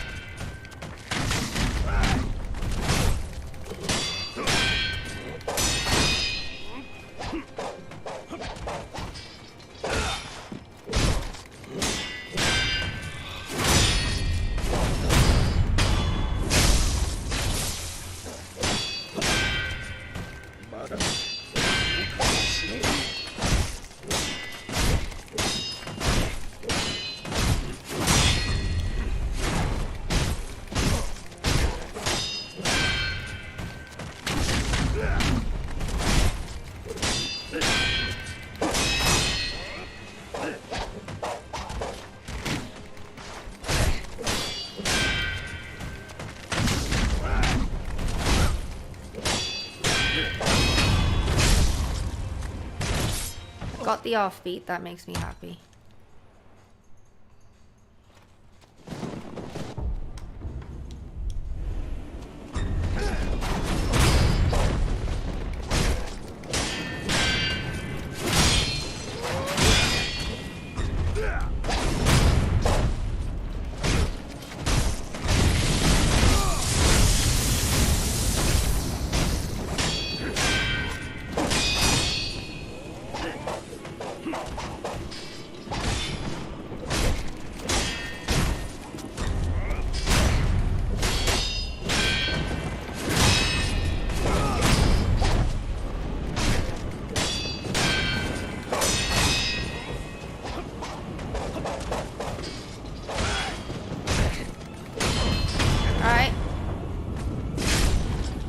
Not exactly a no-hit, but at least I got the offbeat, so that's what we need. What idea, Jazz had? I lost track. What are you talking about? What idea? No, not Lupus's idea, please no. I don't want all that crap.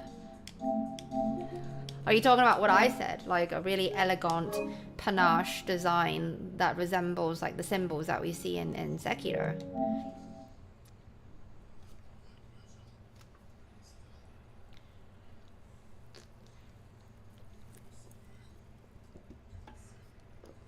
Recreating my Katiecakes logo. Oh, the mascot. Recreate. Oh, the photo. Yeah. Oh, James K. I'm sorry to hear that. Oh, John Hanlon. Congratulations for beating Ruth Kenny. It's your very first major skill check. Very good. You should be proud. And the game is that much more opened up to you now.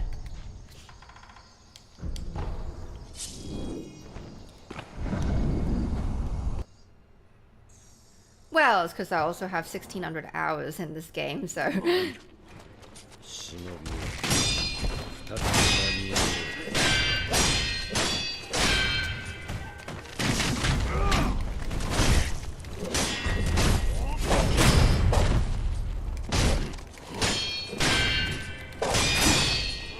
Move.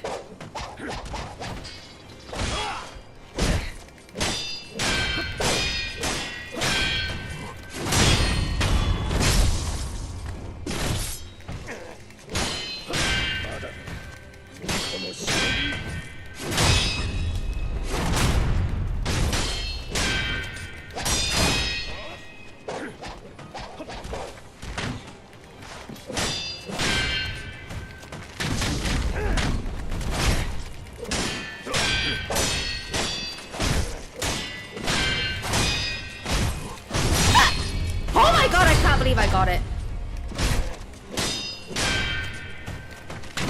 That was scary.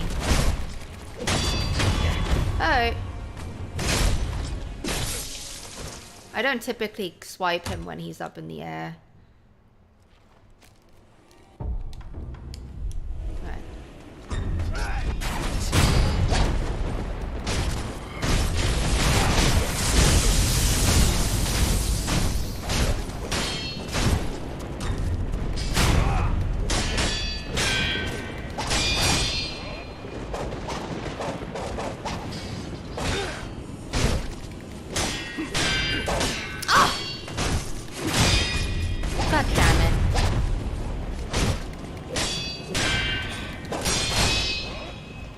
Let go of the... I know what's wrong with my fingers. Alright. Is that 6? I missed one deflection there. But I got one, the one of the offbeats in the first or second phase, so it's fine. Alright, that's 6. Let's go for 7. We're trying to... I'm practicing bosses, just beating them 10 times in a row, and hopefully, you know, get the no-hit. I didn't... That might look like a no-hit to you, but since I'm playing in hard mode, which is what Charmless is without Kudo's Charm, you can get that when you beat the game. And upon every time you start New Game Plus or a brand new game, you can choose to play it in hard mode. And what it does is, hard mode, it gives bosses double health, they do double damage, but also when you block, you take physical damage. So that wasn't a no-hit. Like, that's the whole point of Charmless no-hitting, is playing perfectly. So I fucked up there. There is an attack of his. It's called the offbeat swipe. We call it the offbeat swipe because it's offbeat. That's my weakness in this fight.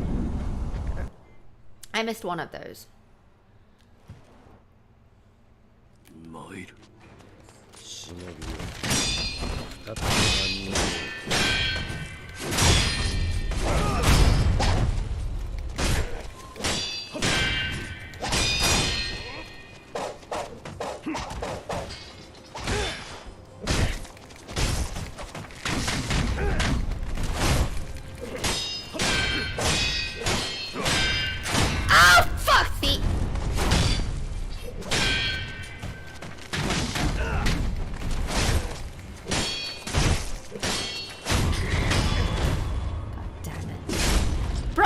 Posture with it.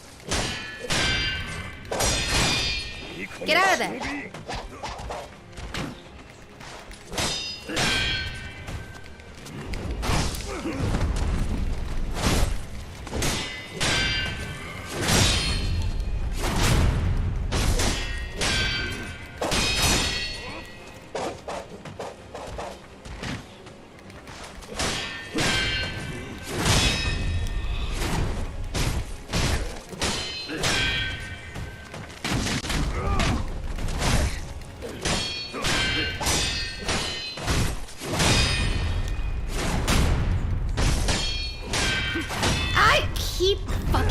Up!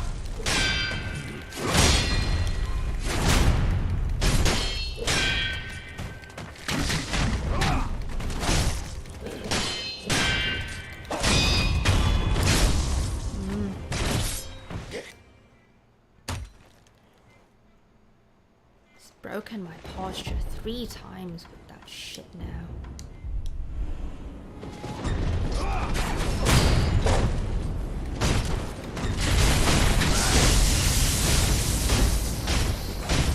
No, cold open flurry.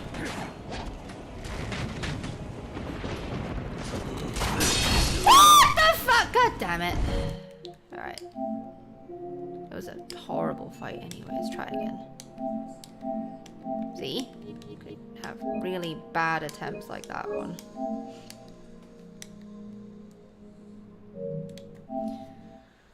Hey.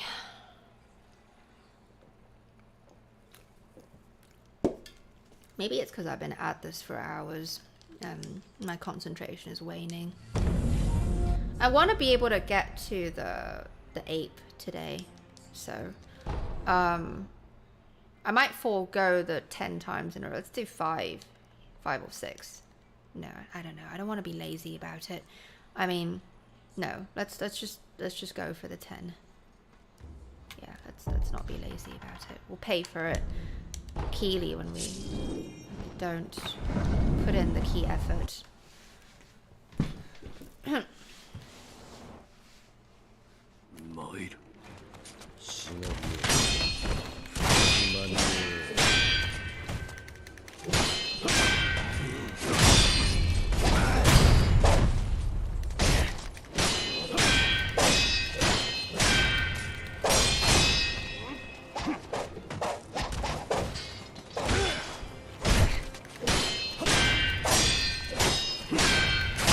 Got it.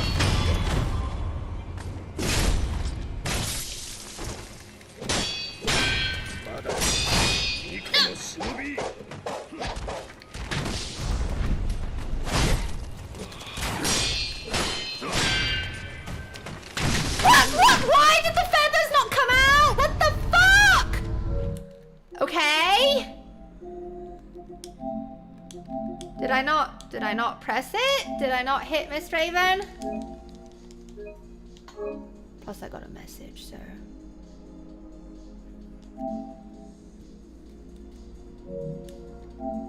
Freaked me out. Hang on.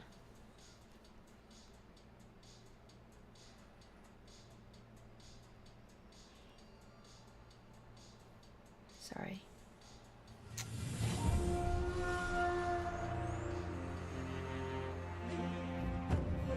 Yes, yes, yes.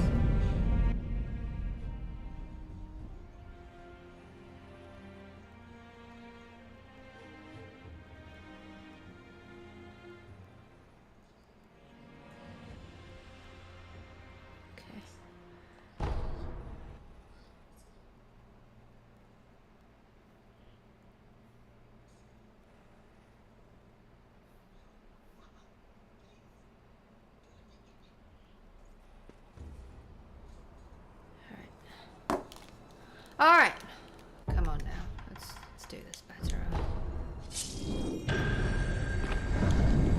I think Genny just doesn't like that I've been no-hitting him so much in a row.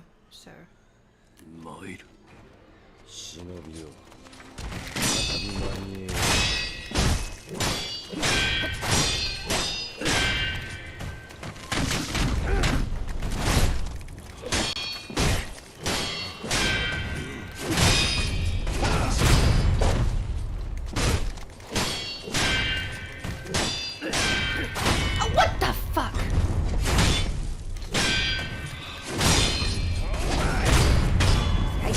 And then I fucking missed one.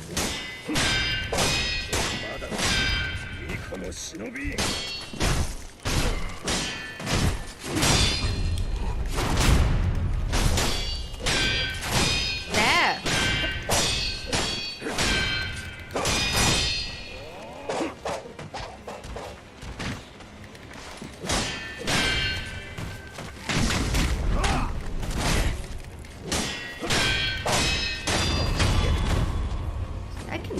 it. Why do I fuck up on the offbeat so much? I just don't fucking get it.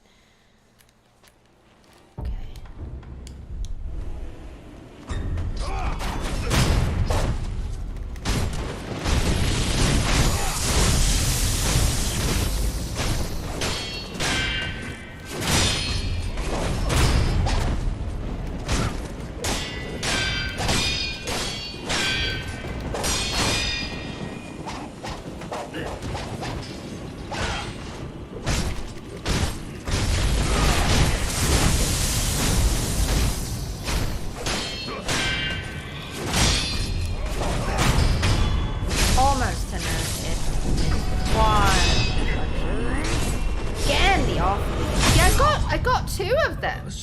The one on the right and the one on the left.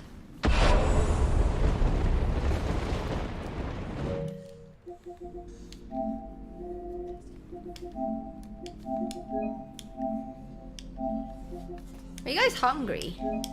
We've been talking about food earlier. Pizzas and noodles and comfort food.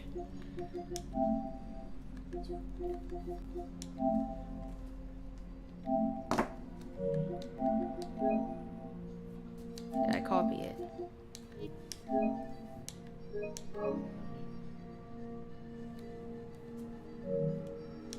All right. Hang on.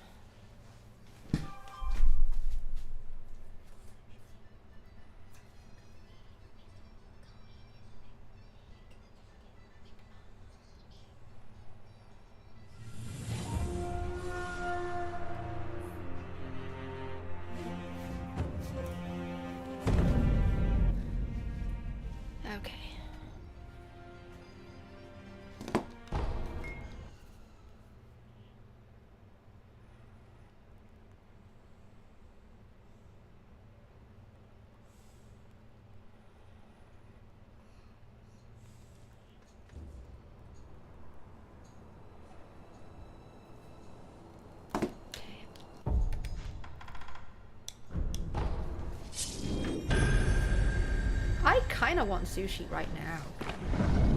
What's your favorite sushi? Do you like sushi burritos, sushi bowls, things like that? Ooh, that sounds good.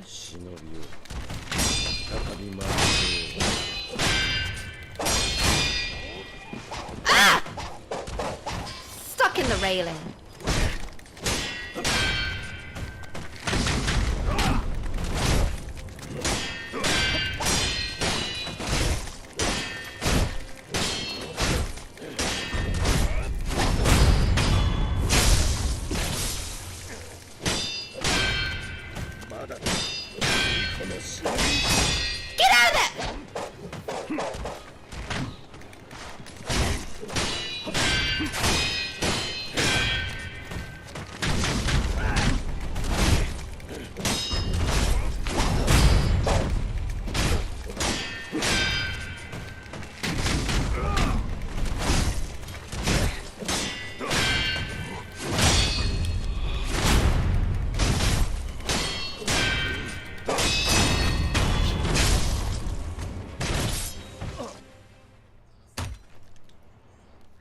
Snapper is very underrated. Very much so. Not many people ask for that.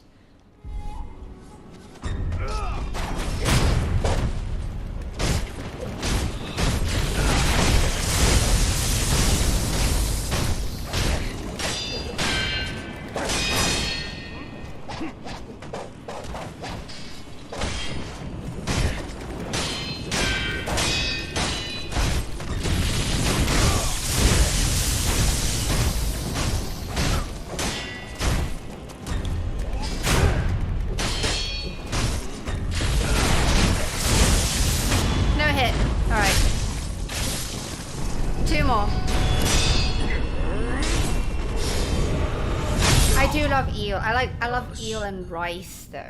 Yeah. I just had Japanese last night. Friend of mine bought me dinner. Takoyaki and katsudon. It's delicious. I didn't finish the rice. I saved the rice from the katsudon. But I ate all the takoyaki because you can't keep that stuff, you know, it doesn't keep.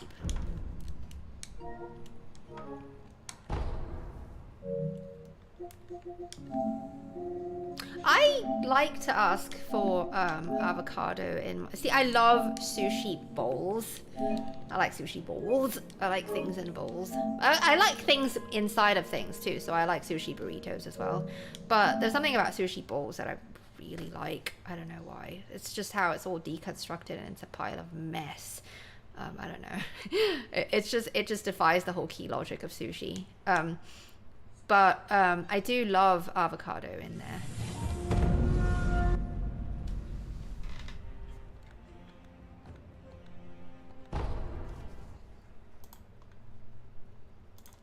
I love avocado, salmon, spicy tuna, yellowtail. Hang on.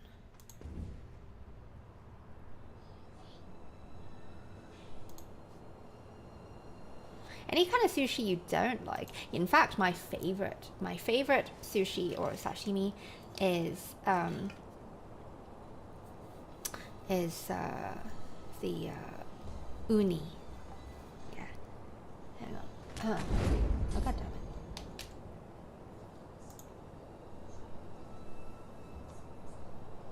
Hang on.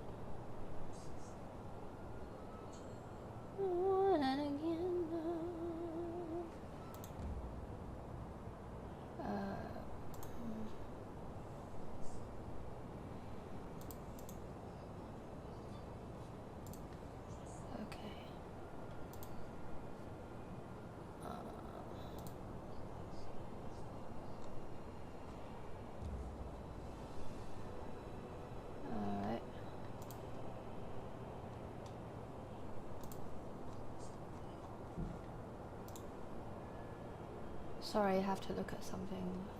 I'm looking at an email that I have to look at. I can't ignore this. So 1 second.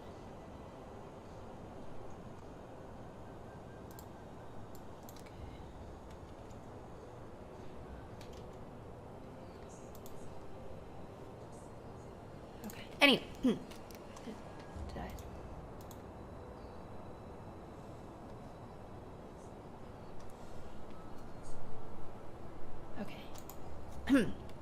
Sorry about that.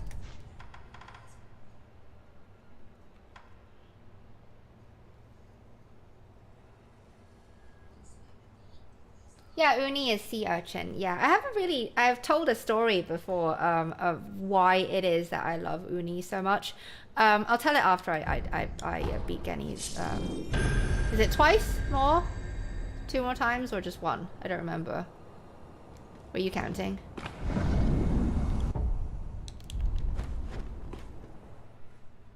Is it 2 more times or just 1?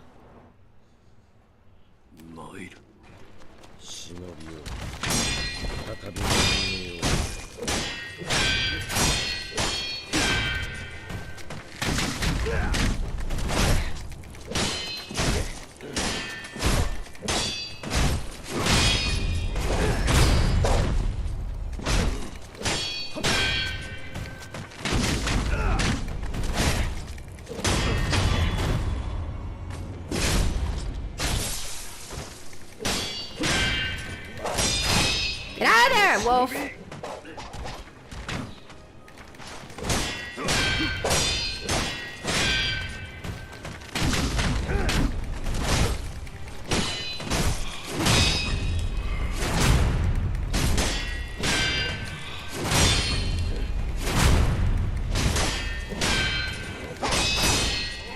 out of there, fuck!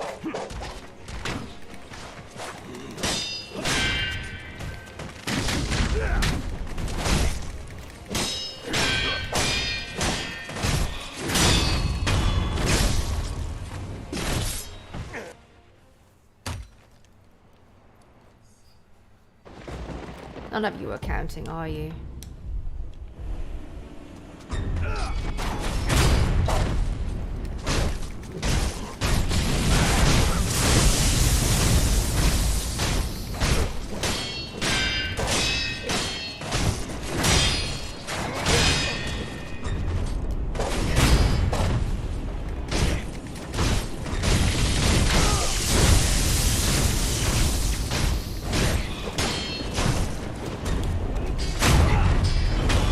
hit.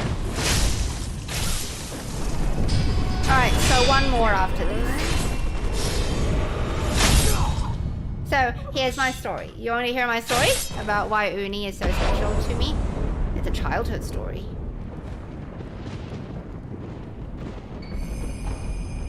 I'll tell it while we're here. Splattered in the blood of our key enemies and overlooking a gorgeous view of a castle that's it's not ours. Alright, so okay, so I'll back up a little bit. My mom's Japanese, and when I was 4, I think, really little girl, she took me back to where she's from, which is Okinawa, and it was just me and her. From what I remember, she took me to a beach, and it was a sort of beach that's both rocky and sandy. And so me being, 3 or 4, I was just fucking around in the sand, doing whatever. And my mom says, she told me, stay here, I'll be right back. And she ran off to the water's edge where the rocks were. I didn't really pay much mind. And then we were alone. It was just the two of us. Very quiet, private moment. Yeah, she ran off. I didn't pay much mind. I was just still playing in the sand. And she came back, and she was wearing a sundress, the kind of dress that has a very massive skirt, a summer dress, like, white and with maybe flowers in it or something. Don't quite remember, but I do remember it was massive because she was holding up the skirt like a hammock, sort of like a basket. And she was so excited. I remember she was so happy running towards me. And she said, as she was running towards me, she said, go get me 2 rocks. Get me 2 rocks that you can hold in your hands. And so I was like, okay. I ran off, found 2 rocks. And I saw that she, tumbling out of her skirts, were a bunch of these black, sort of spherical, very strange spherical objects with like millions of spikes all over them. They looked very dangerous, actually. I was very curious, like, what are those and why was she so excited? I ran off, came back with the rocks, and she was so happy. She took, I do remember, I don't quite remember exactly how she did it, but I do remember she took a rock, and I think she put one of those, their sea urchins, on a rock, and then she smashed it open and cracked it open with her bare hands. And I was watching, fascinated. She scooped her fingers into the, it's like a massive walnut, think of it like that, but covered in black spikes. And she scooped her hand into the halve, and it's filled with like this beautiful deep orangey, goldeny, kind of a thick liquid of sorts, very creamy like. And yeah, she stuck her finger in there and she said, open your mouth. And she said, this is yummy. And so I just opened my mouth, and she just dipped that stuff right straight into my mouth, and it was heavenly. It was heavenly. And that's where my memories of having sea urchin comes from. Yeah.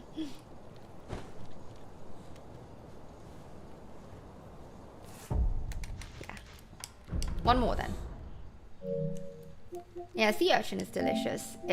But the thing is, that it's one of those types of seafood where if it's not fresh, you will most definitely know. Yeah, it is a very vivid memory, very dear to me. Greetings, Apocalypse Now. How goes it? Bonjour. Comment ça va?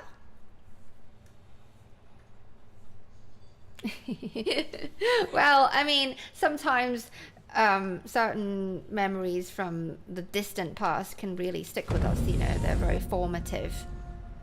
Yes, Wolf? What is it? No, my mom's not as strong as Emma. My mom's stronger than Emma. Um, yes. Is that a trick question? One more then. It goes good, thank you.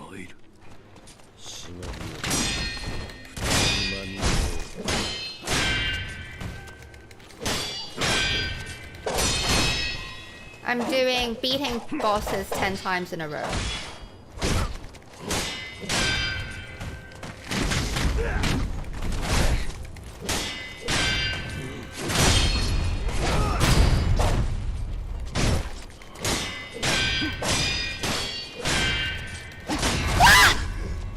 Is it because I pushed towards him too hard? See, that happened again. It happened earlier. I wonder, what did I do wrong?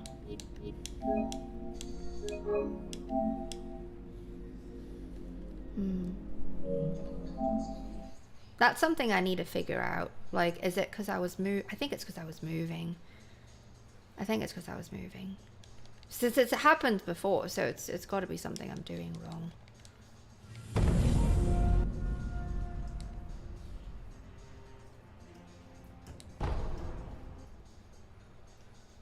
Oh yeah, since there's a bunch of you who just joined, I was wondering how you would feel about me. I held a stream, I think a year or so ago. I took the official Japanese art book of Sekiro and had a friend help me scan a bunch of pages, and I translated the kanji for some of the items and was able to lore deeper into the story, because the Japanese text reveals a lot more than what we get in English. We were able to glean a lot more. Not to say that the translations are bad, but there's just more depth to it. And I actually managed to invite Zero Lenny to do it with me. It was a 2-hour stream, and it was a lovely chit-chatty session, and I had a really good time. And I was wondering, since I have the official Japanese art book for Bloodborne, I wonder if we can do that. Since, I mean, Bloodborne is not, it's set in, basically London, and it's very Western, but I thought, here's an example of what we can discuss. Do you know insight in Bloodborne? In Japanese, it's not insight, it's insanity. So that alone, it just, we could talk so much about that, and then some. So I was wondering, how would you guys like if I did something similar, invite a guest, maybe someone from the realm. A lot of you nerds love Bloodborne, and a lot of you actually know more than I do with regards to the lore.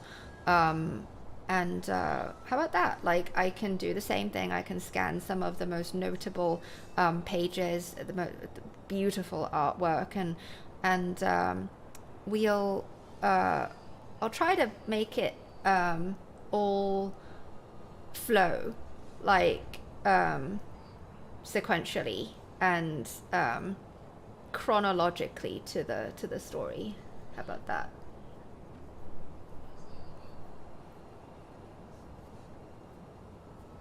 Yeah, here, see, let me show you. It's under a whole pile of crap here.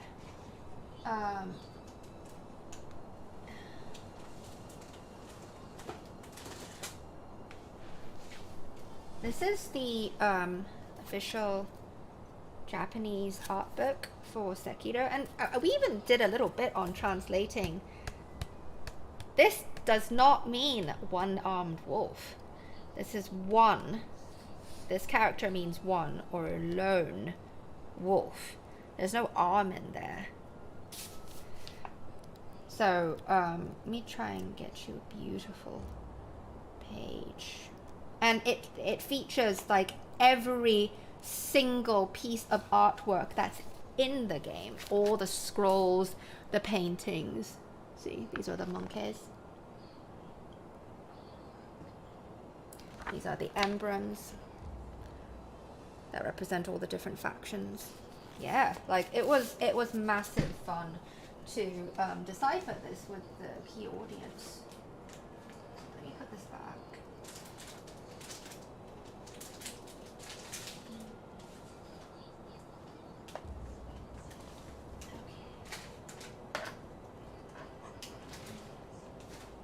All right.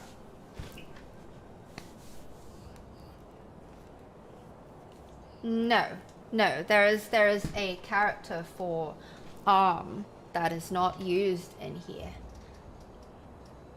No, it's not.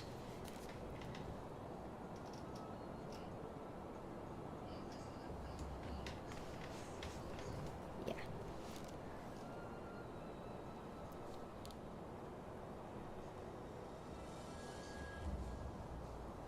Okay, I'm actually working also on a platinum trophy design for Sekiro. See, I have this. I made this for MGS5. Here. It's a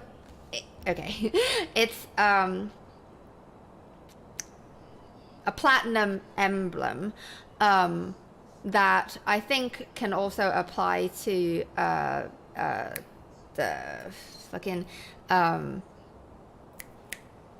Xbox and also PC, because the all achievements trophy, they reflect the same as the ones on the PlayStation. So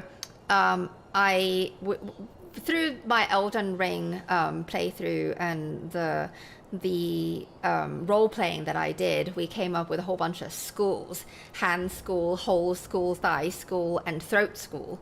And so this things about schools, that it became a thing. So I came up with platinum school, and I thought that I tried to come up with a design that would work well with would flow well with the design of the platinum trophy, and would also be easily applicable to all sorts of video game characters, stick them on there. So I did Snake, Venom Snake from MGS5 first, because not that this was my first platinum. Assassin's Creed Odyssey is my first platinum, but it's because it was the hardest platinum that I'd gotten, way harder than the Sekiro one. Yeah, I decided to do him. Plus, I'd never drawn Snake before, so I thought this would be a good one. He's already available as merch on my Society 6 store, and already have someone they have a t-shirt already of him from Society 6, and it turned out really good. So I'm working on I've already drawn Wolf. This morning I did a sketch of him on top of the platinum trophy. I showed a few people. I was going to show patrons and key members, but a lot of you prefer this to be you want to be surprised, so you'll just wait for it to be done maybe within the week. It'll be done within the week. So yeah, since you mentioned artwork, I thought to bring this up. That's what I'm working on. Right, thank you, Izzy. Very, very good key explanation. Thank you for chiming in with me on that.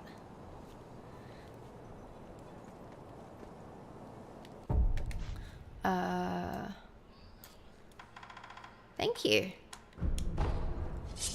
One more then. Yeah, there's a lot of underlying context when it comes to Japanese or Far Eastern Asian languages.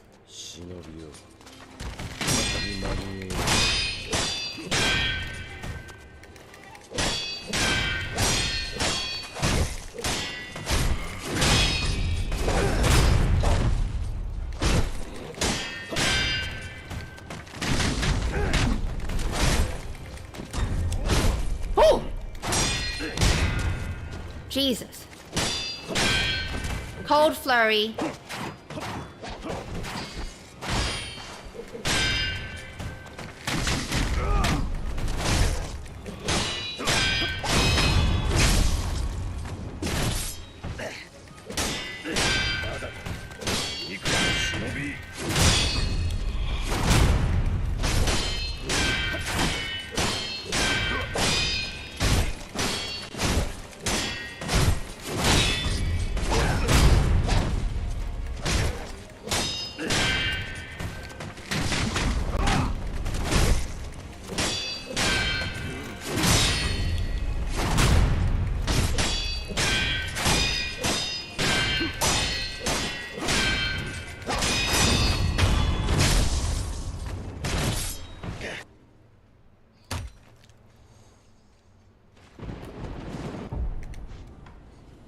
Wow, I missed a lot of deflections. Let's start over. Third phase is never a problem. Jesus. One more.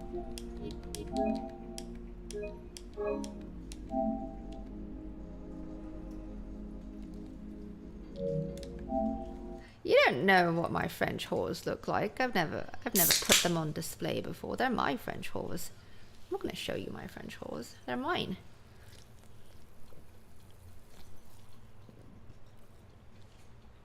I have actually drawn and painted myself a number of times. Back when I was I was a professional painter, and I did shows and exhibits. I'll show you. Like this. This is one of my watercolor paintings. It's massive. It's 18 by 24 inches.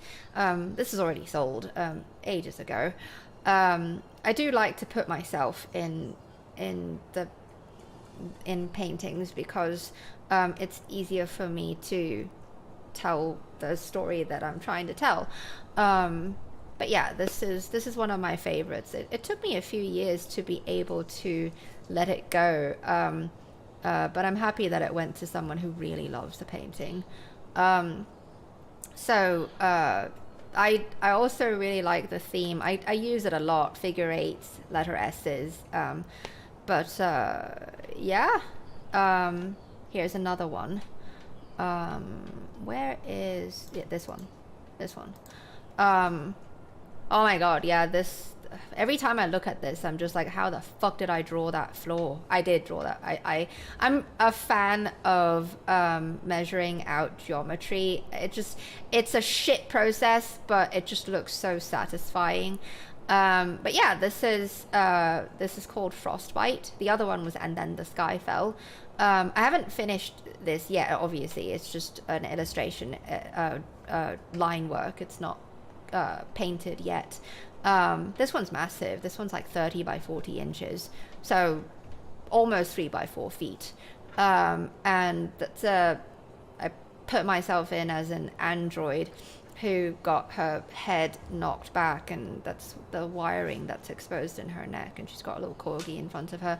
Very much inspired by Ghost in the Shell Innocence, and it's called Frostbite because I was inspired by the Delirium song Frostbite. I have synesthesia, so when I listen to not just music but sounds, colors conjure, you know, in my before my waking eyes, like any kind of, like, people's voices have a color, and it's not like a formula, like, oh, like this particular sound will always produce this color. No, it's always different. It's very much tied to the emotional impact, I suppose, the tone of a person's voice, who that person is, you know, it affects the color. Yeah, like when I listen to music, images, well, colors, they swirl about and then they take form into whatever they want to be. And so what I end up doing is, it's like taking a picture in my mind. I just capture the frame of you know, what I saw. A painting pretty much paints itself in my mind. Yeah. The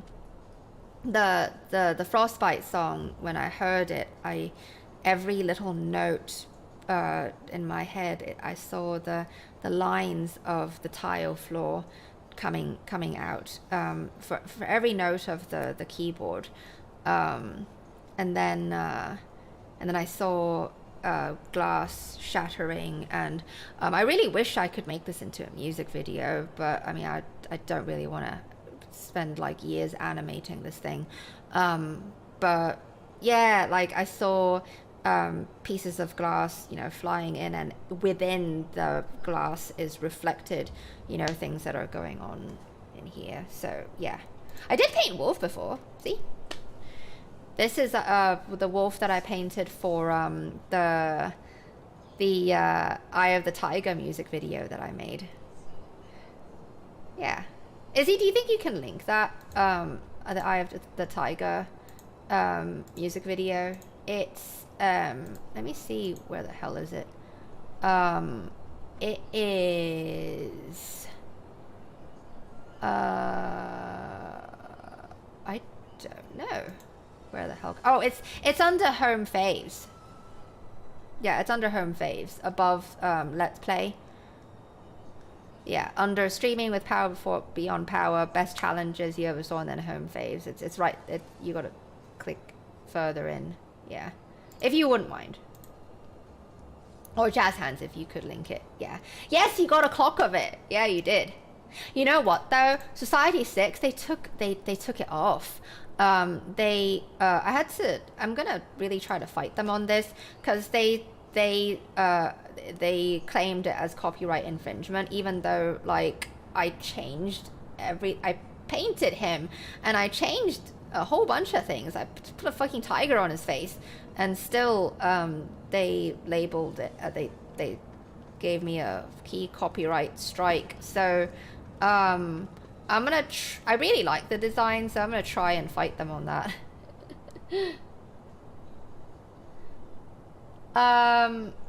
Dupocalypse, I don't think I have ADD or ADHD. I actually have a surplus, a ridiculous surplus of focus, and yeah, like I don't get distracted very easily, even though it may seem that way when I'm gaming.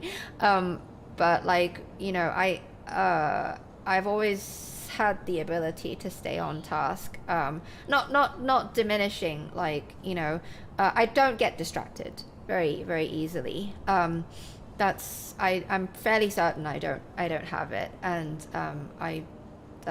yeah, I've never had suffered you know, some people, it can be really debilitating, ADD and ADHD, and I'm fortunate that I don't have that.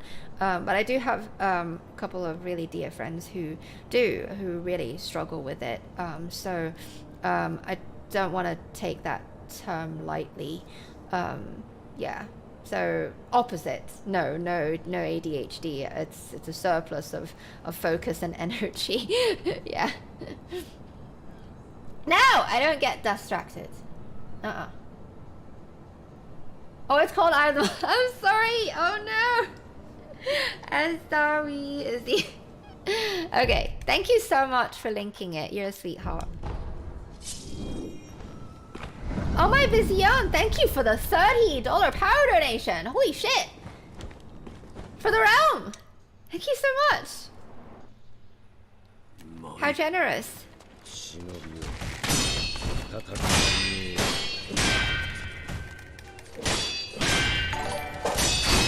There it goes.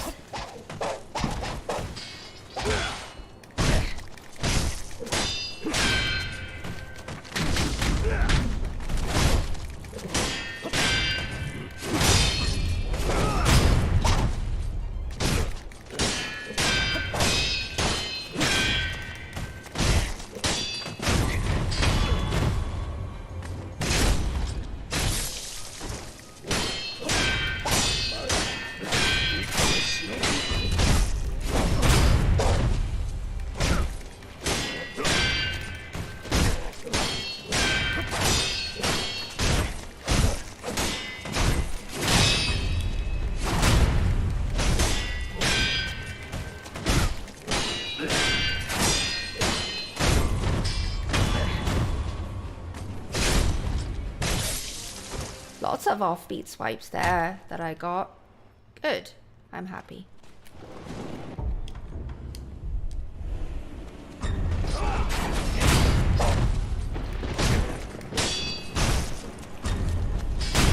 Did I get it? Did I do? Yep.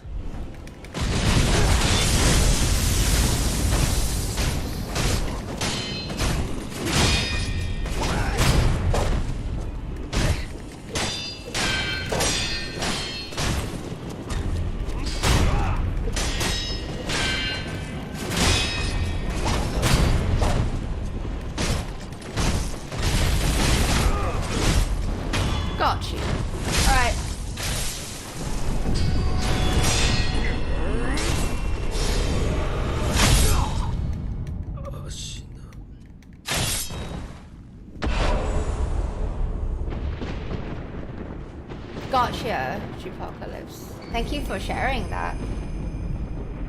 I do enjoy to a point discussing synesthesia because from what I understand, I think as long as you can feel rhythm or the impact of music, I'd like to believe that some form of synesthesia exists for everyone, or maybe they're just not fully aware of it.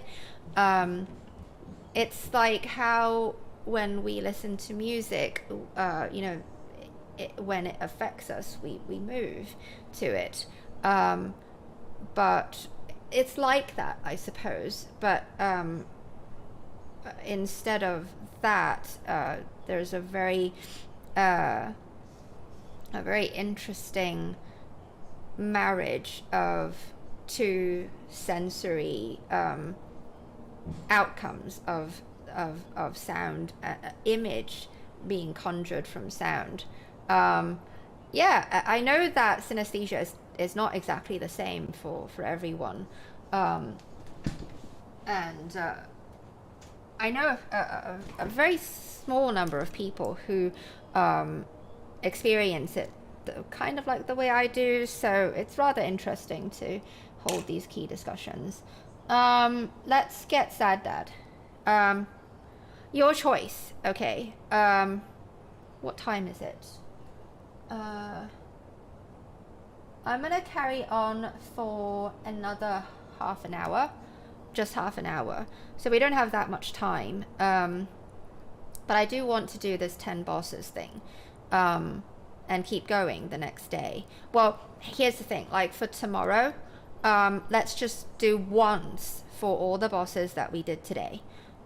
So Tutu Geni, Patsy Yoga, Gyobu, and Roof Geni, right?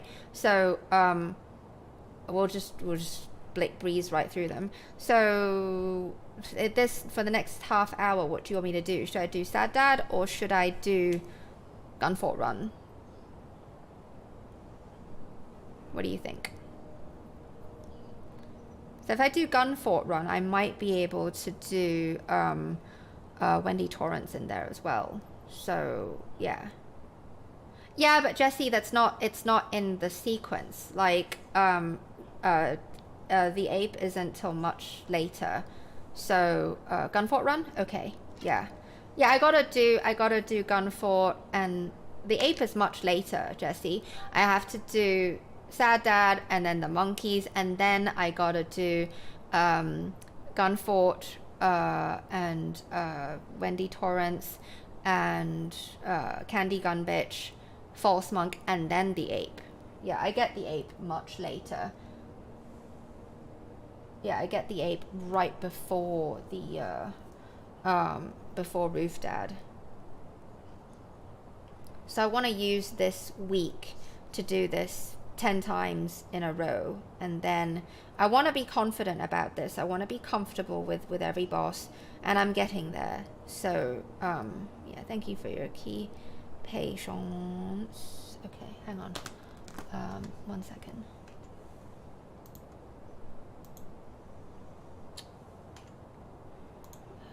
Begging your key pardon.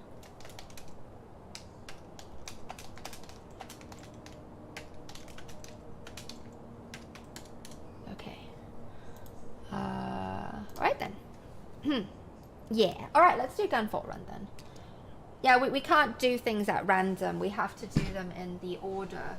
And that's why, like, see, that's what makes some of these bosses just harder and harder. Like it gets harder as you go along, because my attention and my focus is so tested. That's why Ishin is hard after doing 2 hours of being super focused on no hitting the other bosses, you know. So if I were to just randomly randomize practicing bosses, it you know, it doesn't really match the you know, how the real run would be. Oh, this. I stress scratch. So I sometimes I can have pretty bad bouts of eczema. But I'm taking care of it. It's not too bad. Yeah. Yeah. I use eczema cream, and I'm trying to use like a scar fading. It's actually a spray to help you know, lessen the melatonin key development.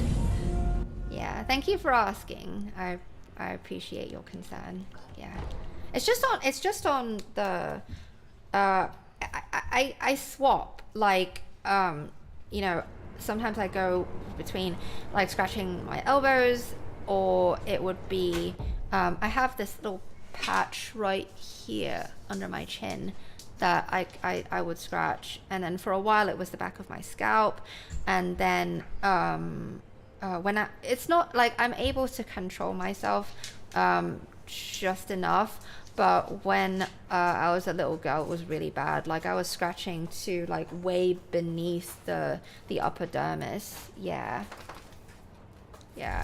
it was very debilitating, to be honest. And luckily I have the right sort of over-the-counter medication to help with that.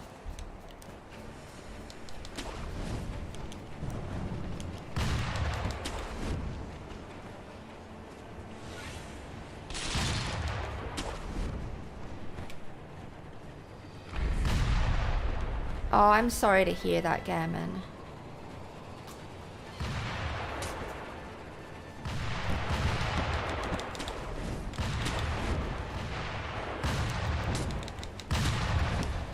Got it.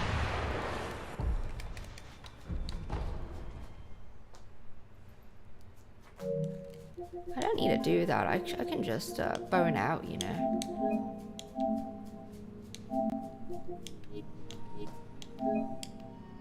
Yeah, I used to have it when I was a little girl. I used to have it on my neck. See, this is what I use. If you don't mind my recommendation, it really helps me.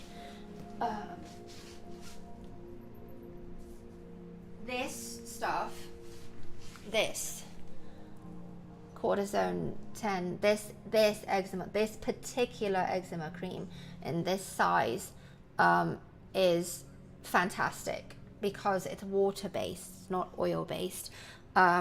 This is a fucking lifesaver, and I think it's like, oh sorry, I think it's like $7 or $8, something like that. You can easily find it anywhere. Practically anywhere, like any Walgreens, CVS, supermarket, you know. Yeah, that it's amazing. That stuff is amazing. It really heals, and it really helps relieve the itching. Yeah.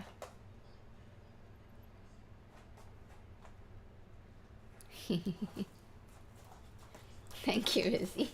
Yeah, well, here, wanna see Aries? Come here. Hi. Hello. Oh dear.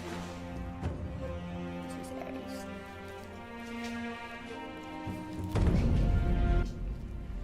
You like the kisses? You kissing? You're kissing. Hi. You got smush face. Smush face. Okay.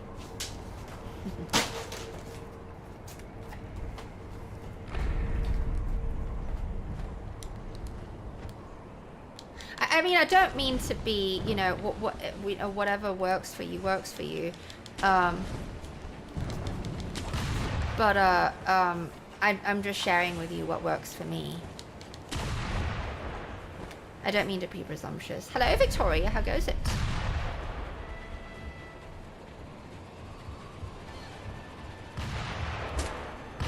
Ow! Fuck!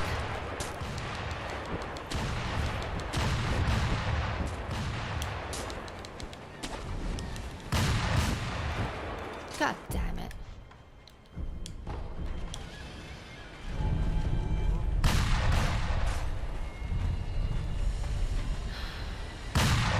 think I swerved too much. I was swerving way too much. Yeah.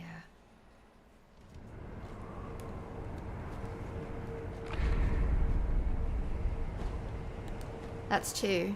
Doesn't matter. Just do it 10 times in a row.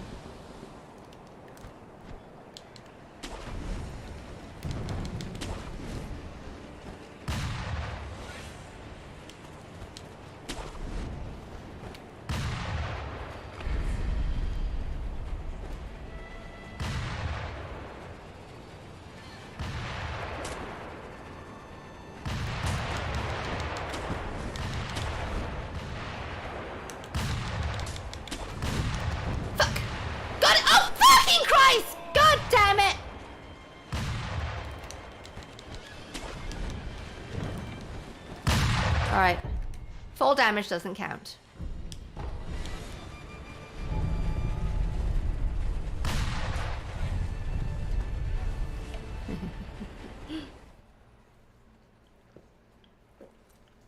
Thank you for the key introduction, Izzy.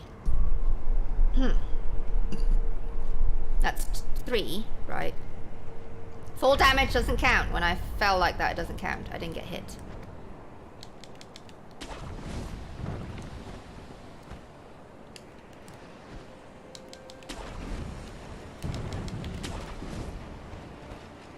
I'm doing really good at jumping at that far branch. No, it's good, Avi. No, don't damn the gun fort. We're good, we're good.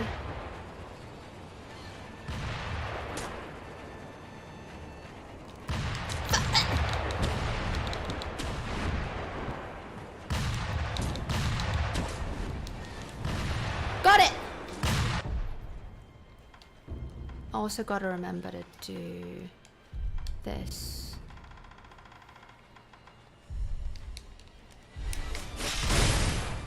In case Karen over there sees me.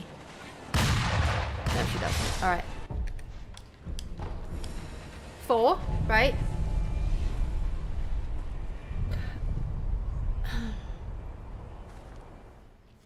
But the fall damage doesn't count because this is a hitless run.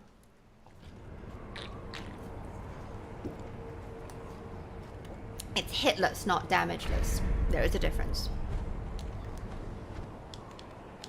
In the hitless key community, there is a difference.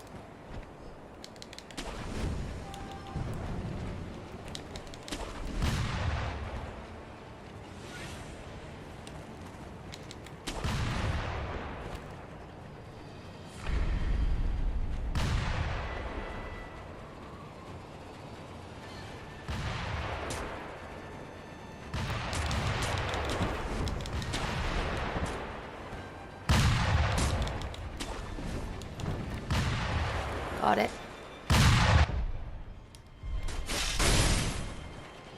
5, right?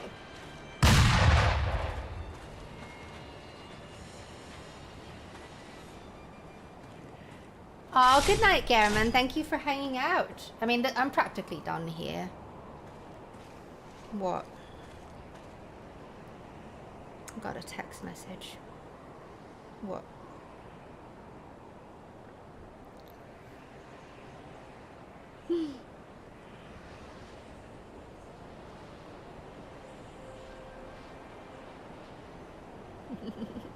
You guys are nerds.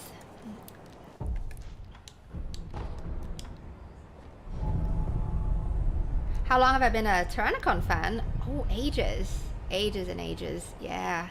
I did a stream with him. Did you see? We discussed Elden Ring before it came out. Yeah.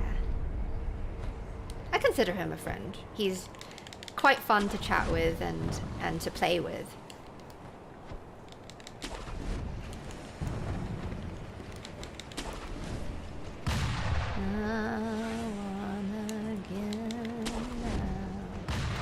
Now it's 6, right?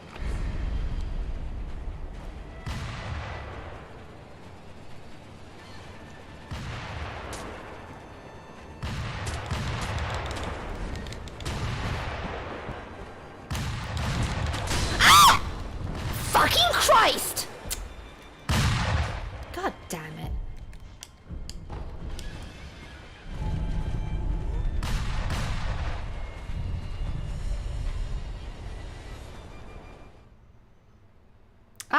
I see. Okay. Yeah, he's a really funny guy. Excellent sense of humor, and I really like listening to his opinion of video games, since he's very very much the expert, and especially since he used to be a Sony game tester. So I really value his opinion, and we actually share very similar opinions of games, and our preferences are similar as well.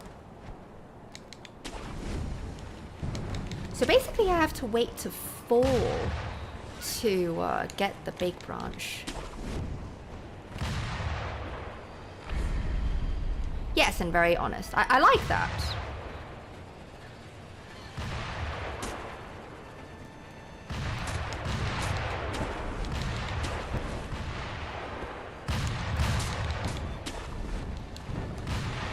Got it.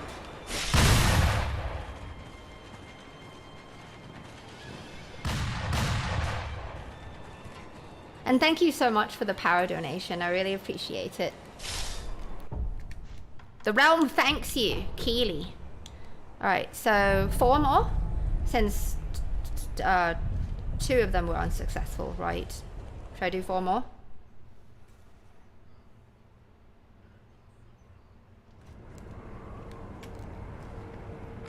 You guys see how to do this? There is a method to getting the gun fort. God damn it, it didn't work that way.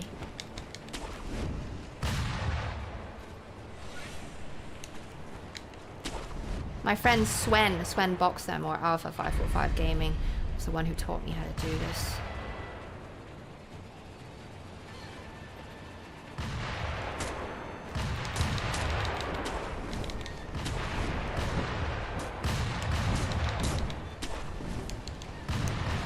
Got it. Alright.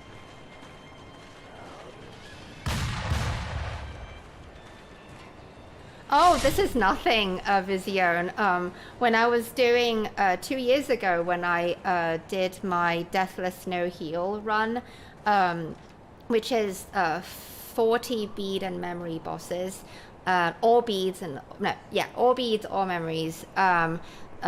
Pretty much a full run of the game. It was a 6-hour run. Took me 19 days and 47 attempts. Those were the days when I was streaming like 10-12 hours a day. In fact, the winning day, I had already streamed 5 hours. Yeah, just about 4 or 5 hours, and I was like 3 failed attempts in before like I got killed by a really stupid attack that I just couldn't let go, and so I was like, no, I'm going one more time, and that's where I won. So yeah, I used to stream much longer, but I can't now anymore, because I just I have way too much on my plate between work and dealing with the channel and life. So I already, like, I'm trying to sleep more. I used to sleep just 3 hours a day. I've extended it to 5, so I consider that a key victory. So yeah, no more 10-hour streams. Besides, I can't do that. Like, this run, this Charmless, Hitless, Hudless run is very different from the Deathless No Heal run, no reviving, no healing run, because see, this is Charmless, so it requires like an exceptional like amount of focus that I can only go on for so long. So right now I'm doing practice runs. I think I'm gonna go one more, just maybe Friday is when we'll officially start the run. What I'm doing right now is I'm doing bosses. The gun fort is considered a boss, so I have 16 bosses to do. So I'm thinking that's what I've been doing, is doing bosses 10 times in a row, beat them 10 times in a row, and if I get the no hit, great. If not, never mind. So just to get really comfortable with the bosses, which I am. I just get nervous during the actual run attempts, because you know that's when it counts. So it's all about getting into that calm key state of mind, and it just happens only with repetition. So that's what we're doing. So 3 more, right? 3 more of the gun fort. So I gotta jump out. I gotta jump to the right. Is that it? Jump to the right and fall before grappling. How long have you been a fan of Hrothgar's Vision?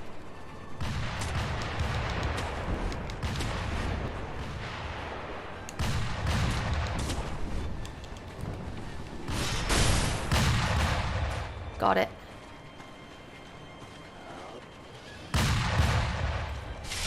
Two more.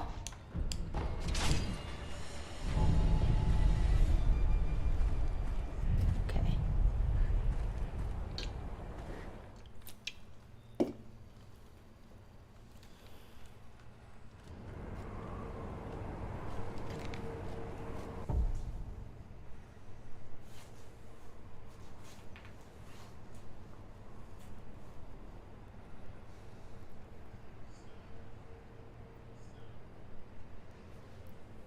Okay.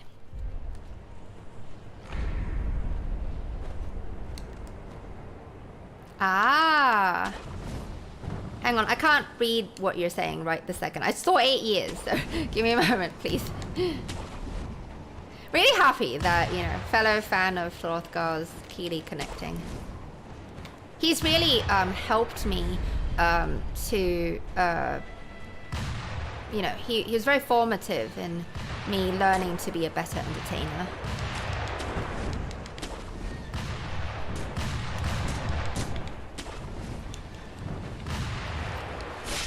Got it. One more. Yeah, he's great on, yeah, it depends. It depends on what games he's playing. Like, if he's playing something that he really doesn't like, then, you know, the boredom of it really comes through. And, I get it. Like, sometimes, you know, when a game is shit, or a game is fantastic, that's when, you know, the commentary really comes through. The commentary commentates on its own. I really feel that myself, and so I can relate. But when there's just so much like bad to complain about a game, it can really bog a person down, bog me down. And I get it. Like I get when it's, you know, some of these games can be very uninspiring, so they're less entertaining to do and to watch. So yeah, gosh, I don't even know years wise how long, but no, I discovered him through the stupid Sekiro Guru. Oh god damn it, I didn't fucking burn out. The Sekiro Guru videos, because I mean they just exploded. I wasn't a fan of them, to be honest, but then I discovered all his other content and I was like, holy shit, like this is what the channel should be known for. I fell in love with his retro games playlist, and also the Dark Souls for sure. Dark Souls 2, the Dark Souls 2 playlists are my absolute favorites. Yeah, the Champion of Key Covenants, that's the one. That's the one that's my favorite. The one with like 54 fucking videos in it or something. And he's a good gamer. In fact, I think he's gotten way better since he started playing FromSoft games. Wait, do you remember when he did the MGS5? Oh my god, it was so cringe. Just speaking, like, I'm not trying to, you know, put him down or anything, but like, I fucking platinumed MGS5, so like, watching someone play it like so ineptly, really, it's just really hard to fucking watch. Got it. All right, we did it.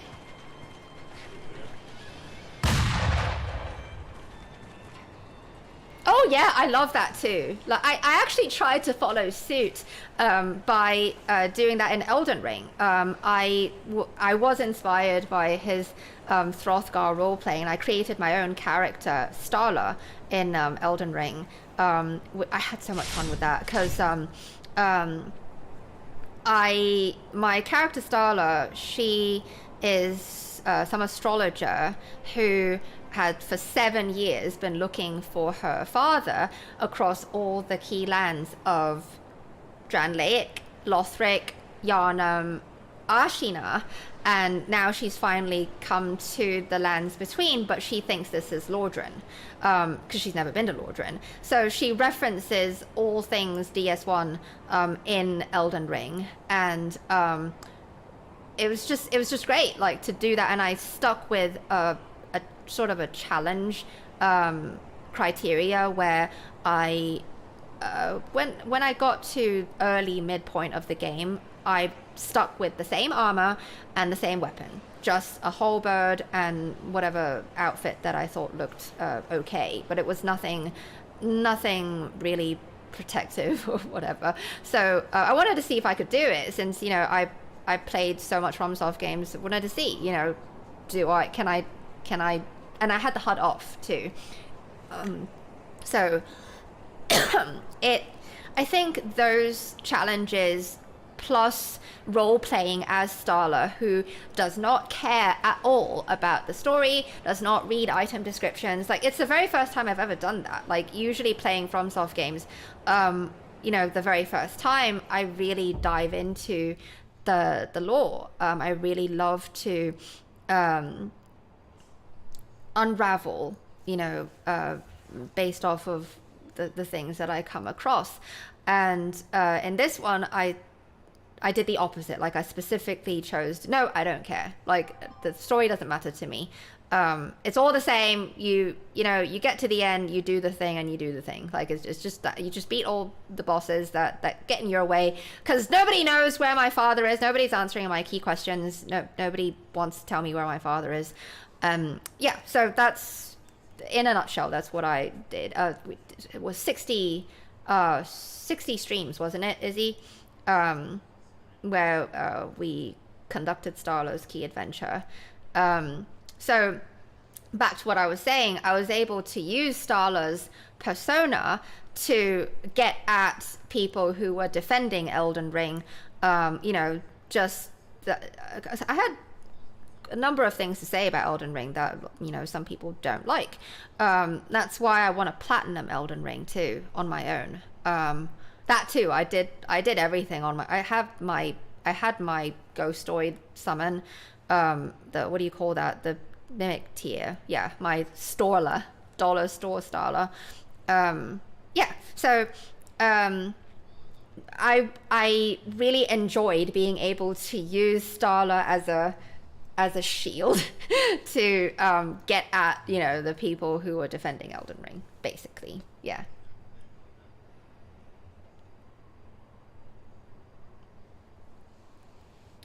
Oh, you've been watching. I'm sorry that I haven't recognized you from watch. Have you? I'm horrible at remembering names. So if we had spoken on stream before and I don't remember, I do apologize. Yeah, I didn't know you've been watching Starla. So I've just been rambling on and on because I don't fucking read chat while I'm talking. So yeah. What can you do about it? I already spoke. What can you do? Right. I should have buffed. I should have gotched up. But yeah, I love spamming the halberd attack, the jump swipe, and the Mistraven. I got really addicted to that. Hey. No, you don't see me! No! Oh god, Jesus Christ. A fucking Phyllis candle holder. I was gotched up. How she couldn't detect my key presence. Just the candle holder. What does she know? Come on. Let me up there. This is good. We need Yasha. Alright. Give me the idol that's rightfully mine. Come on, fuck off now. You don't see me. There we go. Alright. We did the gun fort 10 times in a row. How about we get at Wendy a couple of times? And then I'll come back and do her a couple tomorrow. This is Wendy Torrance.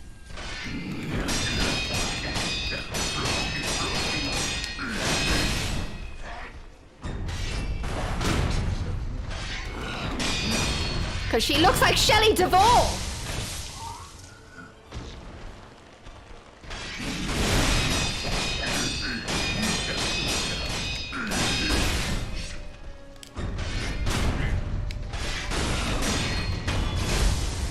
Yep.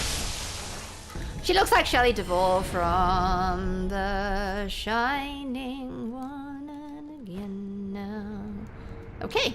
Let's do it again. I gotta grab her save file. Wendy. Where the fuck are you? There's Wendy.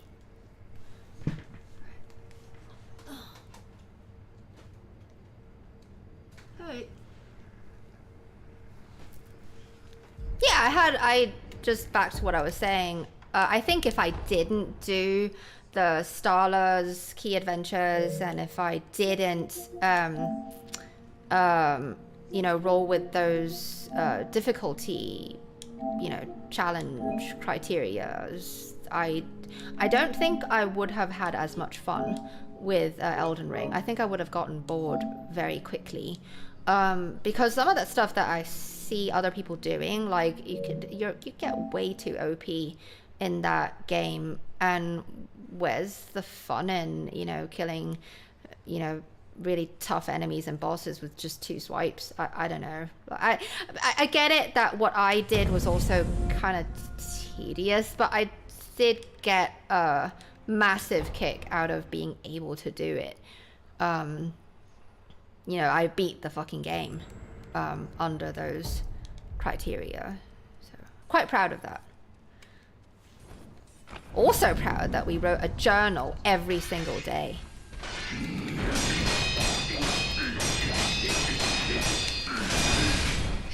Every single stream, I mean.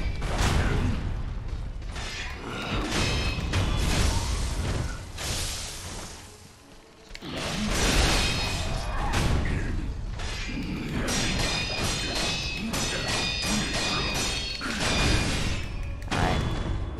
That's 2.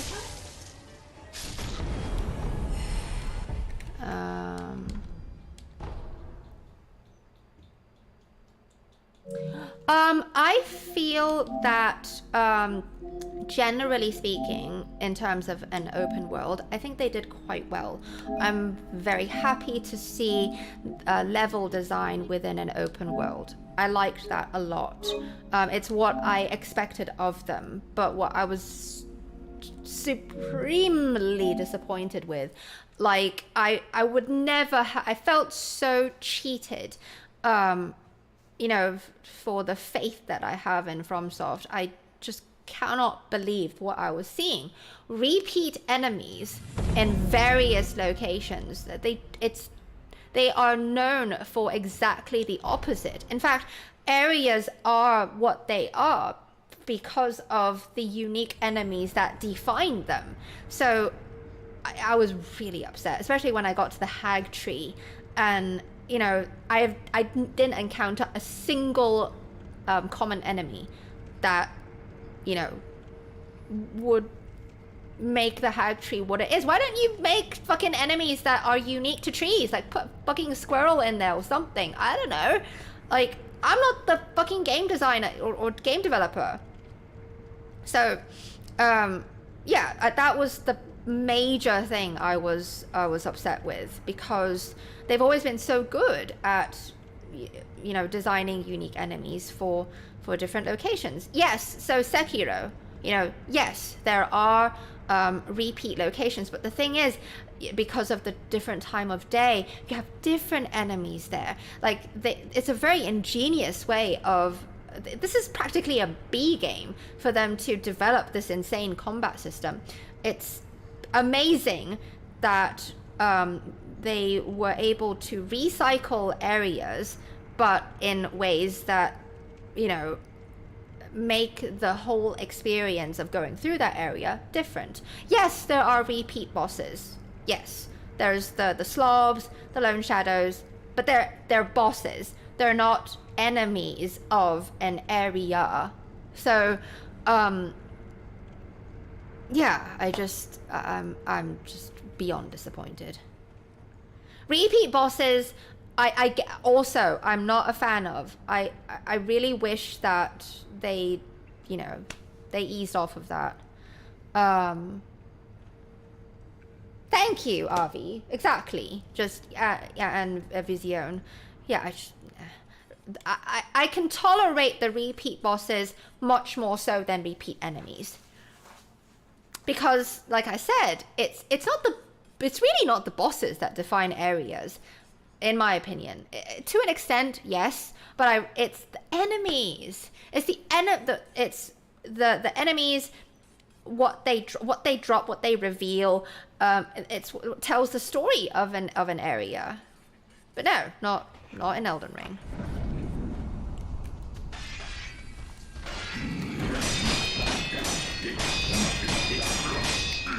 I blocked one, did you see?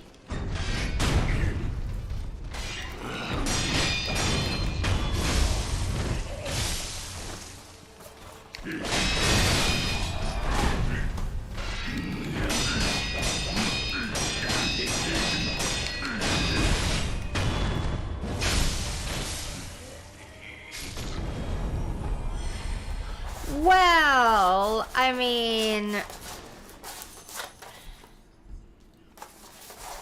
the repeat bosses in Dark Souls 2 is not nearly as bad as Elden Ring. Not even. Oh, thank you, Avi Sharma. Are you a friend of Avi Rivera?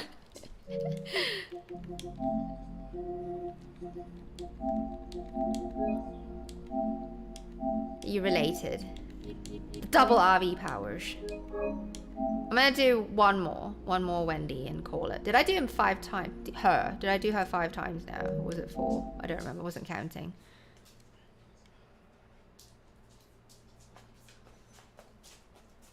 And Jazz Hands, Josh, you have every right to complain about Elden Ring since you platinumed it. And that's what I want to do. I want to be able to earn the right to, because apparently if you hadn't, then, you know, you're not allowed to have an opinion, which is fucking bullshit. And that too, that's another thing that I can't fucking stand, is, you know, when I was sharing my opinion of the game as I was playing it, you know, people were like, oh, you haven't seen, you know, you only just played a little, like half, not even halfway, you haven't seen everything. And I'm like, so I'm not allowed to have an opinion, like, when you, even the first 5 minutes of playing a game leaves an impression on you. Like, think of Bloodborne, for instance. Instantly, like within the, not even within minutes, it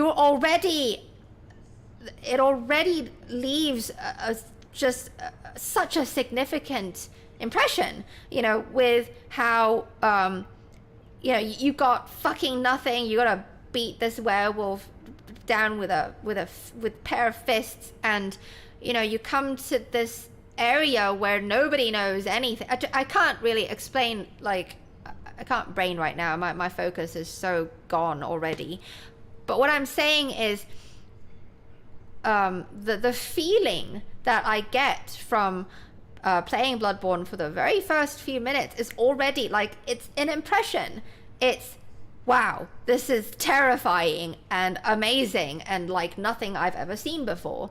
Whereas Elden Ring, I'm allowed to think, you know, wow, there's a lot of things amiss here, and that, wow, I really feel that the storytelling mechanisms of this game are supremely weak to the point where I just don't care about the story. You know, it's like I'm not allowed to have that opinion because, you know, you can't have early impressions of a game. It's bullshit.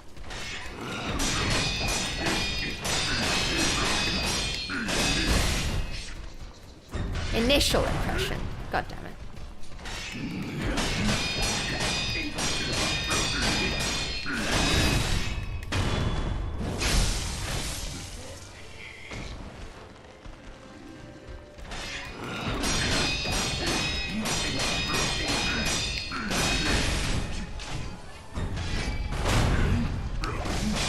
God damn it. Really? I didn't punch out the umbrella fast enough. I can't accept that. No. Do not accept getting hit by Wendy. One more.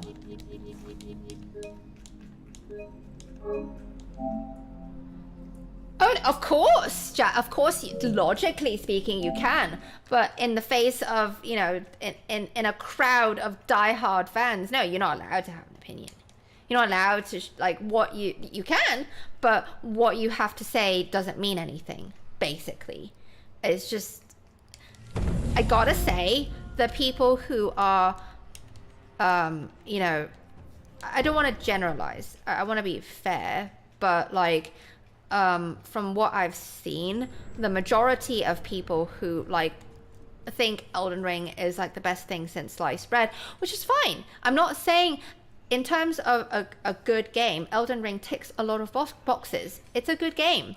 It's not horrible, but in terms of a FromSoft game, it really falls short, in my opinion, from playing all of them since the original Demon Souls.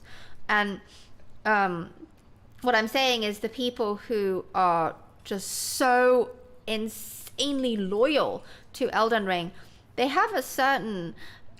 you know, personality about them. It's not very agreeable. Like, they just, they refuse to accept that, you know, even a really good game like this one, or, you know, Bloodborne, with both of them, I consider them perfect games.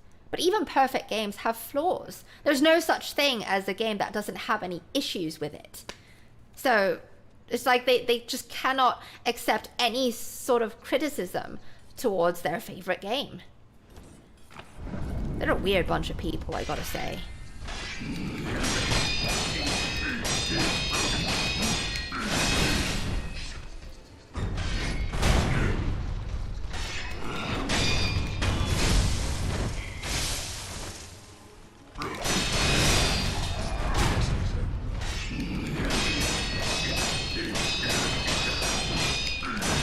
Got you. Alright, good. We're good.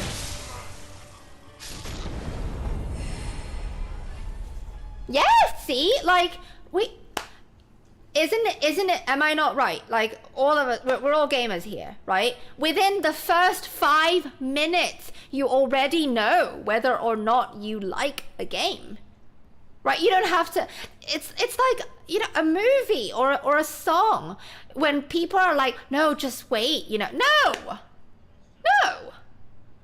If I have to wait for something good to happen, then it's not good to fucking begin with, isn't it? I mean, and good is just, it's a matter of perspective, and it's a matter of key opinion, you know? Just because I don't think it's good doesn't mean I'm trying to convince you to think that it's also not good. Fucking people. We'll put her back on again. Thank you, Avi. And we'll start on her again for another 5 rounds. And then we'll move on to Candy Gun Bitch.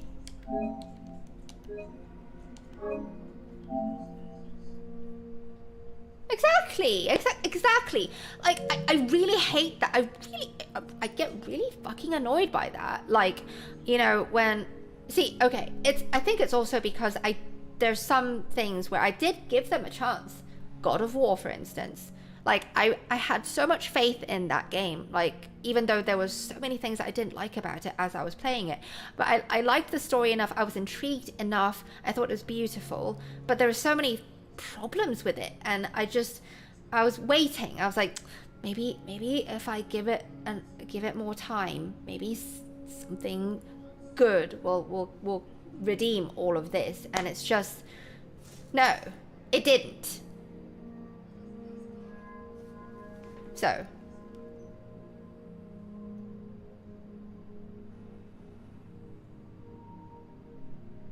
oh, that sucks, you know. And the thing is, Zero Lenny is amazing at Bloodborne.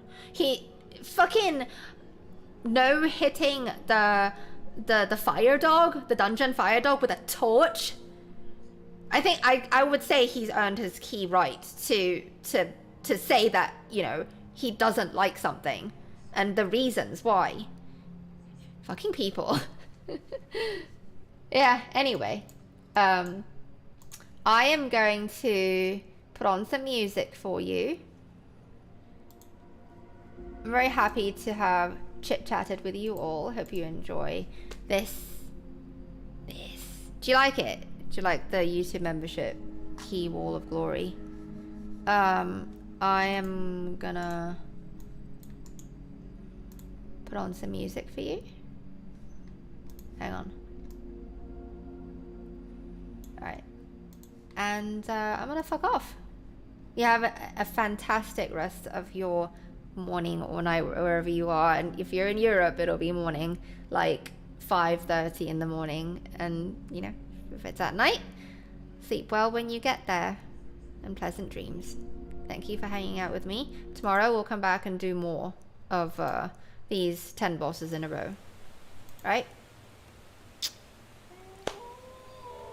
Your face looks good, Jazz Hands. Do you know the soundtrack? Do you know it? I'm gonna go.